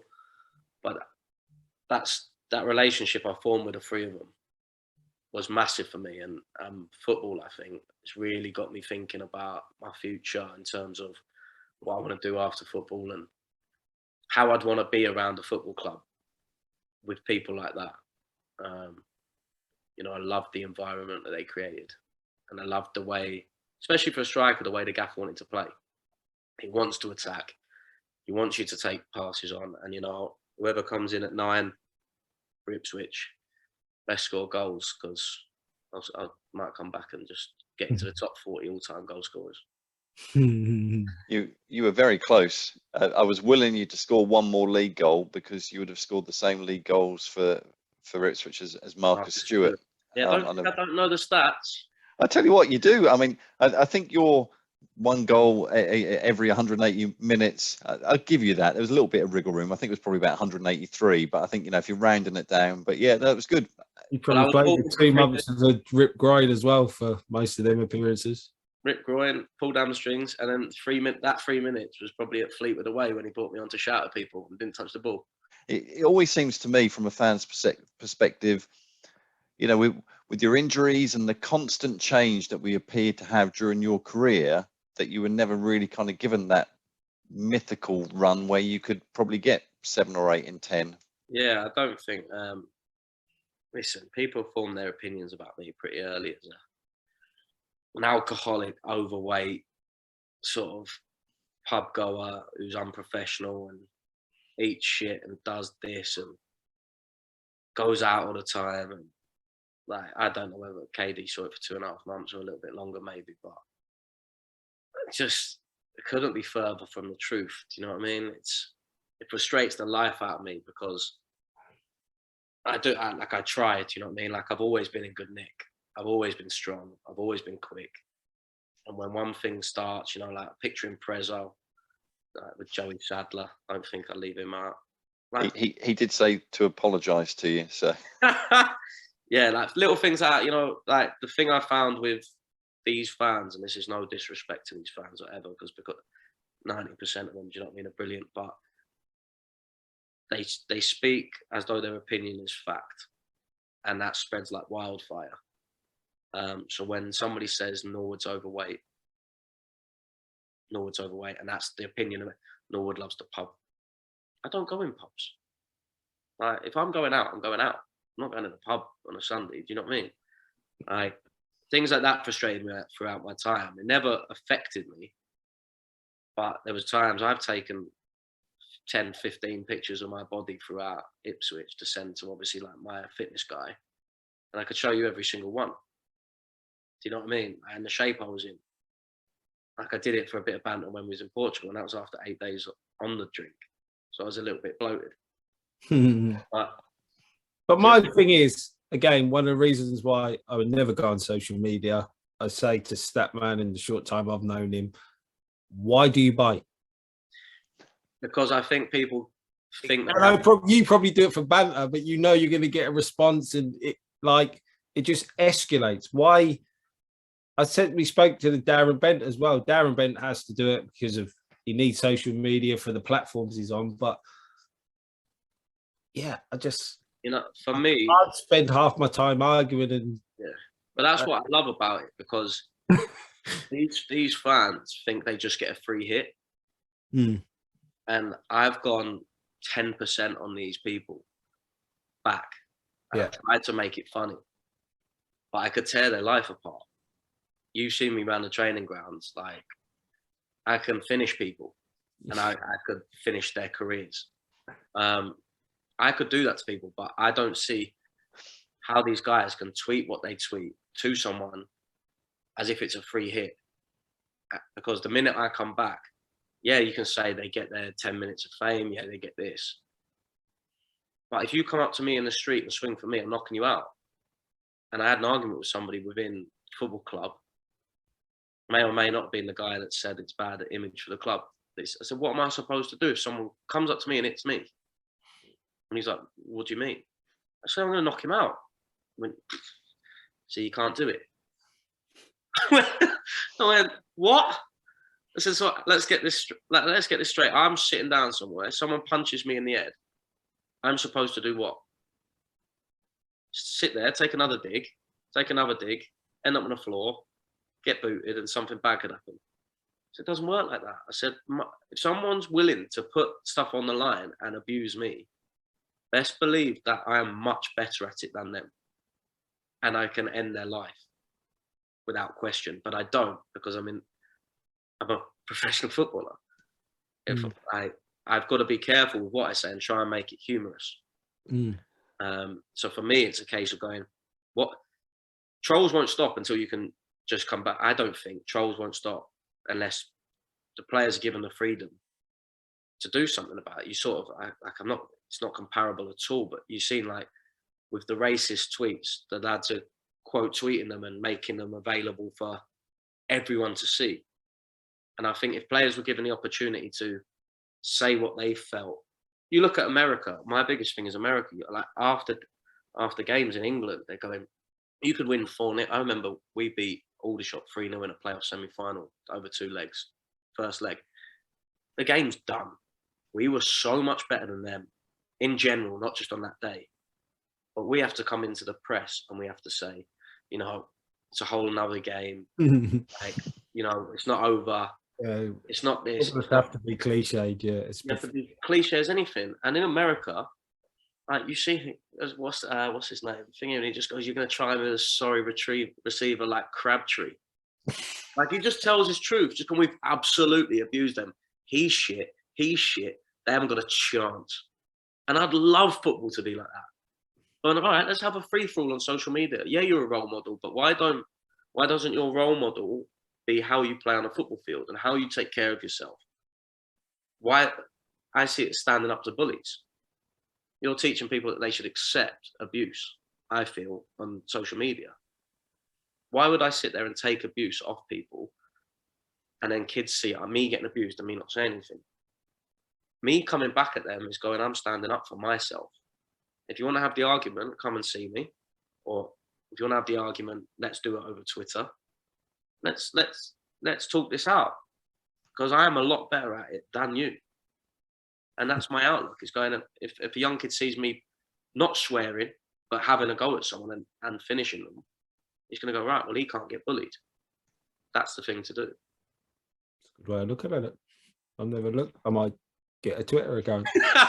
Yeah, but you haven't got it in you to wipe people out. Yeah.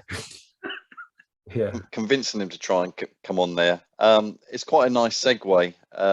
Okay, so these are questions that we got on Twitter from fans. I'm going to read the Twitter name, so if you want to go back and speak to them, then you can. This one's at Vodka Red Bill. Serious question. Did James feel he lost the fans' trust and respect with his off the field antics at such a big club that you can't act the fool? If I'm brutally honest, I take no notice. Listen, you see it, but you see it through a window. For me, it was only ever about what I did, and the people that see me day to day, it's the only opinions I care about. And it might sound big time, or it might sound anything like that. It's not. I only value the opinion of people who see me every day in a working environment. No one knows anything about me from outside the football club. So you can have your opinion about me, but your opinion doesn't matter to me. So for me, I could be well liked, I could be not well thought of, whichever. It doesn't matter to me either way. I'm not going to take all the praise and not listen to that, and take all that and not listen to the praise. People don't know me as a person. So for me, people's opinions of me do not matter. The next question is from FPL Tractor, and picking up on a point, building on to what you said, but are there some players in the team that would get affected by these people making these online comments? And Oh, absolutely. I think, but you take it at any walk of life. If someone comes in and abuses you at something, like I always compare these tweets and these people at football games. Somebody works in IT, and I just stand behind them and scream at them every time they make a mistake on a keyboard, calling them shit, calling this. And people can say, he's a professional footballer, he's this, he's that, we're entitled, we pay our money to see it. I'll chuck a tenner into the secretary, and I'll come in, follow you into work, stand behind you and scream at you for your entire workday. And every time you make a mistake, I'll tweet you calling you shit, and I'll do this and I'll do that. I'd love to see how people handle it, because even the lads in football, if they can't handle it, they're 10 times stronger than the people that are working just in normal jobs, I feel. And that's my opinion. You have to be so thick-skinned just to deal with football in itself and the environment of football without fans. So to deal with fans on top of that, I just don't think a normal human understands. A normal person understands the rigors and the mental fortitude people need to be able to be in the sport for a sustained period of time. Yeah, but fans will come back and say, again, devil's advocate, but if I was getting millions of pounds and hundreds of £1,000s a week, I'd I'll take a bit of abuse. Yeah, but they wouldn't. They can't. They physically and mentally cannot do it.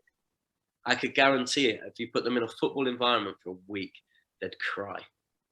And I'd put every penny I have on that. They wouldn't.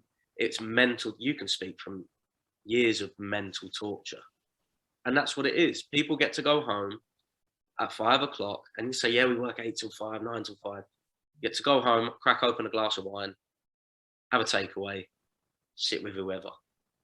In football, you have to go home, kill time in the day, which is mental torture, and then eat healthily, rehydrate for the next day, take your protein, get up, do it again the next day, feel stiff every day. Then there's the pressures of winning a game. There's the pressures of preparing for a game. You're not playing, you are playing, you're out of the squad. Like 20,000 people abusing you. Take the 20,000 away. You get injured. You suddenly can't do what you've been doing for 20 years. But Tristan Nydam, his whole career's just ended like that. Like, where do you go mentally? It's like, it's losing your it's basically like losing both your legs. What do you do? That's 21 years of his life finished in a tackle. You live with that. You can move houses every 3 months, 6 months, years. I know lads that signed 1-year deals and have moved 8 times. And you can say, if I'm getting millions and thousands of pounds, that's the top 1%. Like, people in League One, League Two conference, they're not earning retirement money. They are trying to earn as much money as they can. And in comparison to a normal salary, a teacher's salary, like a worker's salary, yeah, it's a good salary. But then you compare the top end of the Premier League, which is the best in the world, the CEOs of the best companies in the world, and they're on hundreds of millions. Do you know what I mean? Elon Musk is Lionel Messi within the business world. Are you going to start saying, Messi go, I could build Teslas for billions of pounds? It's all relative. The top businessmen in the world are far richer than the top footballers on a salary. So for me, it's easy to say, yeah, they get paid X, Y, Z, but there's lads in the conference earning 250 quid a week, working 2 jobs, and they're playing football and fans are abusing them. It's all subjective and it's all relative to each other. So people say, like, yeah, play for Ipswich, do this. Lads, most of the lads, 99% of lads won't retire. Do you know what I mean? They're playing for the love of the game and because they've done it, and they're quite handy at it. So let's have it at 35 when you ask me where the beans are in Tesco's. Do you know what I mean? That's how it is. So yeah, I don't think normal people could deal with it mentally. Also, you played, James, you played at a time when social media was about, and obviously you didn't, KD. So that'd be quite interesting to see, because you really would have been in the spotlight there then. Wrestling question from Daniel Hill, Scrumpy Daniel. If you could rock bottom any ITFC player, who would it be? Certainly wouldn't be a player. Right, okay. The person I would rock bottom, I probably couldn't get in the air. Are you going to miss your barber? Is that Sam? Yeah, Samuel Perry. Yeah, sorry, yeah. Yeah, I am actually. Is he your barber? Is he? He is, yeah. Shout out the Doghouse in Needham Market. If anyone wants a trim, he's made me look like I've got hair. Barber and a top bloke. I recommend him highly. I've seen him 2.5 years, and I've told him a lot of things that have never got out, and I've got a lot of respect for the guy. Some of the names of the people on here. Kieran McKenna's stepsister has asked. I don't know. I'll bookmark that one and let you know. Can you agree not to score against us next season? I guess that's the view, that you won't be in the Championship or League Two. Yeah, I can't really say too much on that, to be honest. Fair enough. If I do come up against Ipswich, I will, depending on, I saw how they treated Will Keane. So we'll see how that goes, whether there's muted celebrations or there's So you're saying, depending on the fans' reaction to you, if they give you a round of applause and you scored, you probably wouldn't celebrate. But if you got dogs abuse, you're going to be going mental when you scored. Yeah, I think there's a respect level of clubs that you play for. And, I have that at Tranmere. I didn't celebrate. And then Forest Green, I didn't celebrate the first one, and then they started abusing me. And there's a great picture of me shushing the fans in a playoff semi-final. And listen, you give as good as you get, as far as I'm concerned. If I've got respect with someone, I'm not going to disrespect them. Listen, I've seen a lot of people go, a goal's a goal. But I had 3 years at Ipswich that I really enjoyed. And if the reception's sort of mutual, listen, I could celebrate another 29 times if I get to 30. Do you know what I mean? By the way, I must be really liking you because I'm missing Love Island for this. But I tell you, I got catfished by Luca's sister. That's a good. Go on, reveal. I think I was about 19, and this was it BBM days, WhatsApp, Facebook or whatever, before all this come out. Started chatting to her for a couple of months, and I was like, "Oh, I'll come down, I'll take you out, etc., etc." She drove past me when I was in Eastbourne. I was supposed to take her out, and unless she ate the girl I was supposed to talk to, or had been talking to, it was I think she had about 5 teeth. And I'm a shithouse, me. Do you know what I mean? Like a lot of people, I know what you would have done. You'd have walked straight back inside and not done a thing. I went on a 3-hour date with this girl because I can't upset people. I know it sounds ridiculous, but I hate upsetting people. So I was thinking, how would I feel if I was in her situation and I turned up to meet a girl and she just walked off when she saw me? So yeah, I ended up 3 hours and then ended up sitting in a car overlooking Eastbourne. I was trying to get home. And then her boyfriend, us brothers on Love Island, yeah. So but she's really successful now, so credit to her. Good. Obviously, you said that you went out to eat with her, and that fits in with the next question from Romeo John. And I weren't on much money then, so I was panicking. KFC or McDonald's, he said. That's McDonald's all day. Ipswich realist, if you're able to go back to the start of your town career, is there anything that you would do differently? Yeah, I would have got my operation straight away, and then I would have taken a little bit more. I don't think my hamstring would have gone if I'd have taken time and got that operation. I think the fact that I was out for 6-7 months, unable to do much, put my body in a bad place in terms of muscle and everything else. So I think if I got my operation, I'd have been back in 5 or 6 weeks, and the whole story might have been completely different. What about your living room arrangements? Do you wish you moved a bit closer to Ipswich, or did that never really bother you? It didn't. It bothered me at the start, the first few months, but it did. I love where I am. Do you know what I mean? I'm in the middle of the field, away from everybody.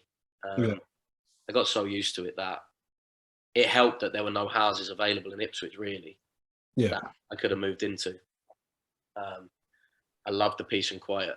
It's hard for me to be in and around. I lived in Liverpool, and without disrespect, Ipswich doesn't quite compare to Liverpool. So for me to walk around town would have taken me no time at all, and that would have been my way of escaping things. Whereas here, I can walk around the fields. I've got a good sofa with a nice telly, and that's me. I'm happy, a cup of tea, sitting on the sofa. And yeah, it took me 35 minutes to get home, but for me, it's absolutely perfect. Shefford Blue has said, I don't always ask you this question, but what is your favourite shithouse moment of all time? Of all time is obviously my goal for Tranmere against Forest Green in the playoff semi-finals. I was getting dogs abuse and then volleyed one in. I just walked up to them, shushing them.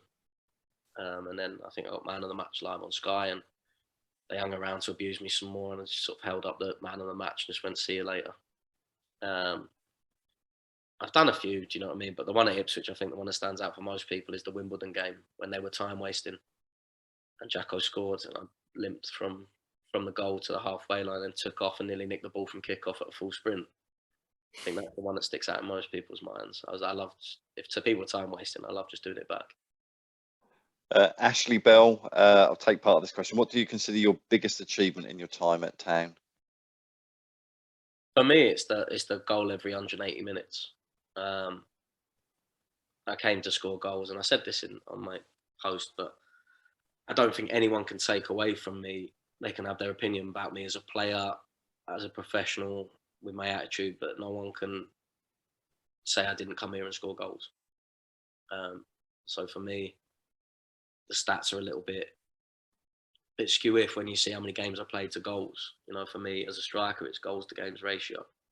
And that's all I've ever been worried about. So to score 1 in 2 for my 3 years here, when I've had 7 or 8 injuries and attitude problems and being overweight, and listen, I've hit the top 50 all-time Ipswich scorers. You have snuck that in at the end. Yeah. Luke Penning said, "How was it scoring at Wembley?" The first time I scored at Wembley was brilliant. That was a left foot volley from 18 yards. Yeah, he wasn't specific which one. Yeah, I looked like a goth with a big mullet when I was 18 against France under 18s, I think. And then the one at Wembley was obviously a massive moment because I've been playing left midfield from the first minute when we had a man sent off after 46 seconds or 48 seconds. Yeah, it's a feeling like no other, especially in sort of pressure situations. You know, KD just played in friendlies and stuff where they don't really matter.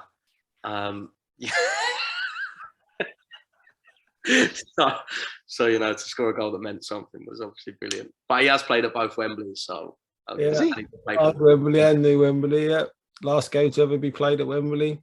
Yeah, Germany 1-0. His career slightly outshines mine. Yeah, Kevin Keegan's resignation game. Yeah, Keegan's resignation game. Mad day, absolute mad. But it's not my podcast. Don't want to talk about me. That's his catchphrase. I have to cut it out every week. Yeah, it's brilliant because he can't come back at me. I'm really apologies if I've said this person's name wrong. Sindre Eliasson said, "How underestimated or undervalued as a footballer does he think Luke Chambers is?" Oh, you better be careful what you say with that. Listen, he was 33, I think, when I first joined, and he moved like a 28-year-old. Like, his attitude in training, I don't think he played that season at right back, I think, in the final year, and he's a centre half.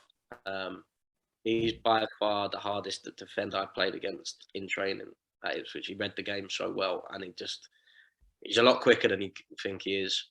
He's strong, he's aggressive. I loved him as a centre half, and I'd have him in my team if I was to pick one at the end of my career as it stands. Which teammate was the longest in the shower? I don't know. I spent most of my time with the 23s, and I wasn't allowed to shower with them. And then the other half of the season, I was staying in to do extras in the gym because I was overweight, apparently. I don't know. It's a strange one because you'd think Connor Chaplin just because of proportions. But then if you put Thomas Holy's on someone else, it would probably hit their ankle. Because he's 6'9", you can't see. Well, that was from Ian Wallbank. So he'll be pleased with that. KB Kieran has said Moretti or Madry. Moretti. Yeah. Joey Sadler, have you forgiven him yet for Prezzo Gate? No, he hasn't bought me a Prezzo yet. There we go. James mentioned about Paul Cook. We've answered that. Dominic Dean mentioned about anything that you've done differently. Best player you played with during your time at Ipswich? That's easy. I can tell you that already. Cameron Humphreys. No, Flynn Downs. Special player. And soon to be in the Premier League. I haven't heard anything, but also a special mention to Shawnee and Luco. The way Shawnee made you realise there was levels to this game.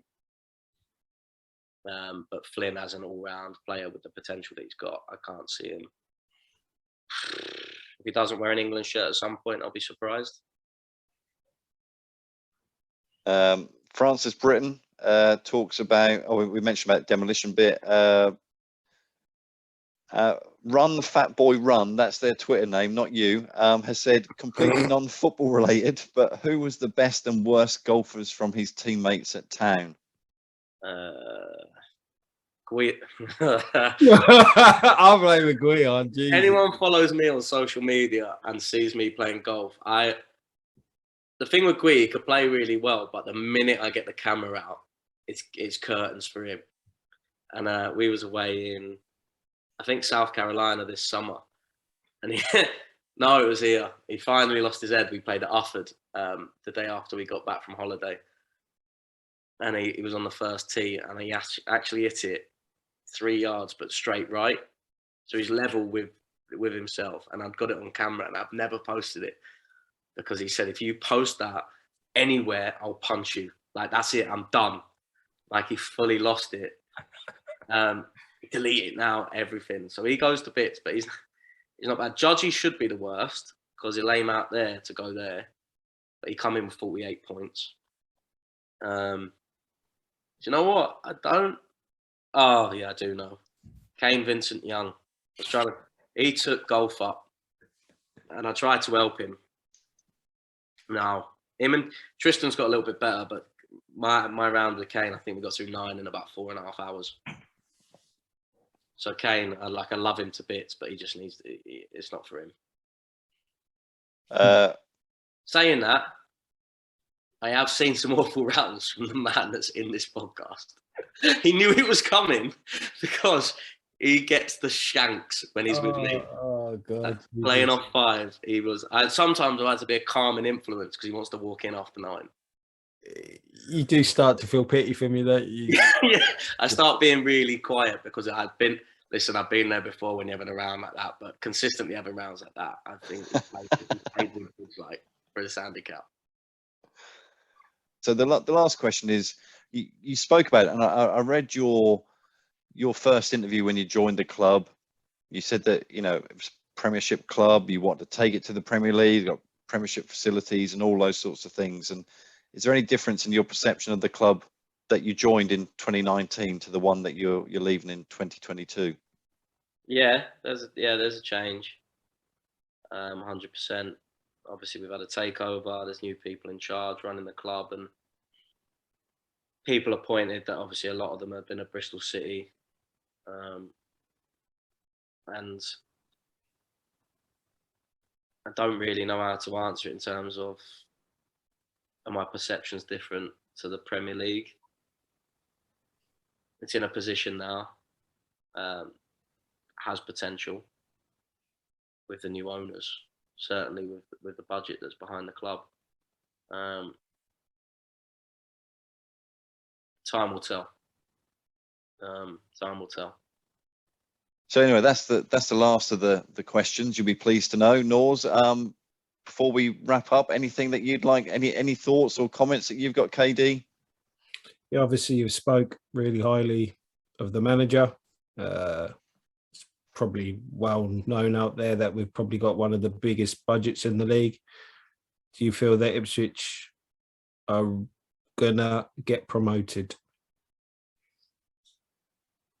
Time will tell. Mm.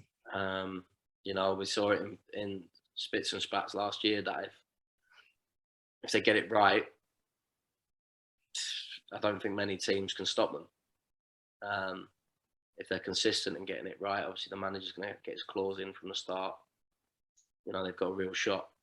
They're obviously going to need their big players to turn up season long. So I don't really know. Obviously, I love all the boys there, and I hope they do really well. If they can find the consistency, but it showed at Gillingham away and first 15 minutes away at Shrewsbury and things like that, they'll be a force to be reckoned with. So, I do really wish them all the best and hope that they're successful. But, there's 46 games to go, and, there'll be a lot of teams in this league trying to stop them. Fair point. Good. Yeah. Well, thanks ever so much, Nors. Like I said, 88 appearances and 28 goals, a goal every 180 minutes, which is you probably would have scored 3 goals in the time that we've been recording this. So, thanks very much for your time and going through the questions, and certainly thanks for your time at Ipswich. I think you were probably a little bit Marmite to some people, but if that was the case, then I like Marmite. So thanks very much for coming on the show. Cheers, thank you. I can't stand Marmite, to be honest.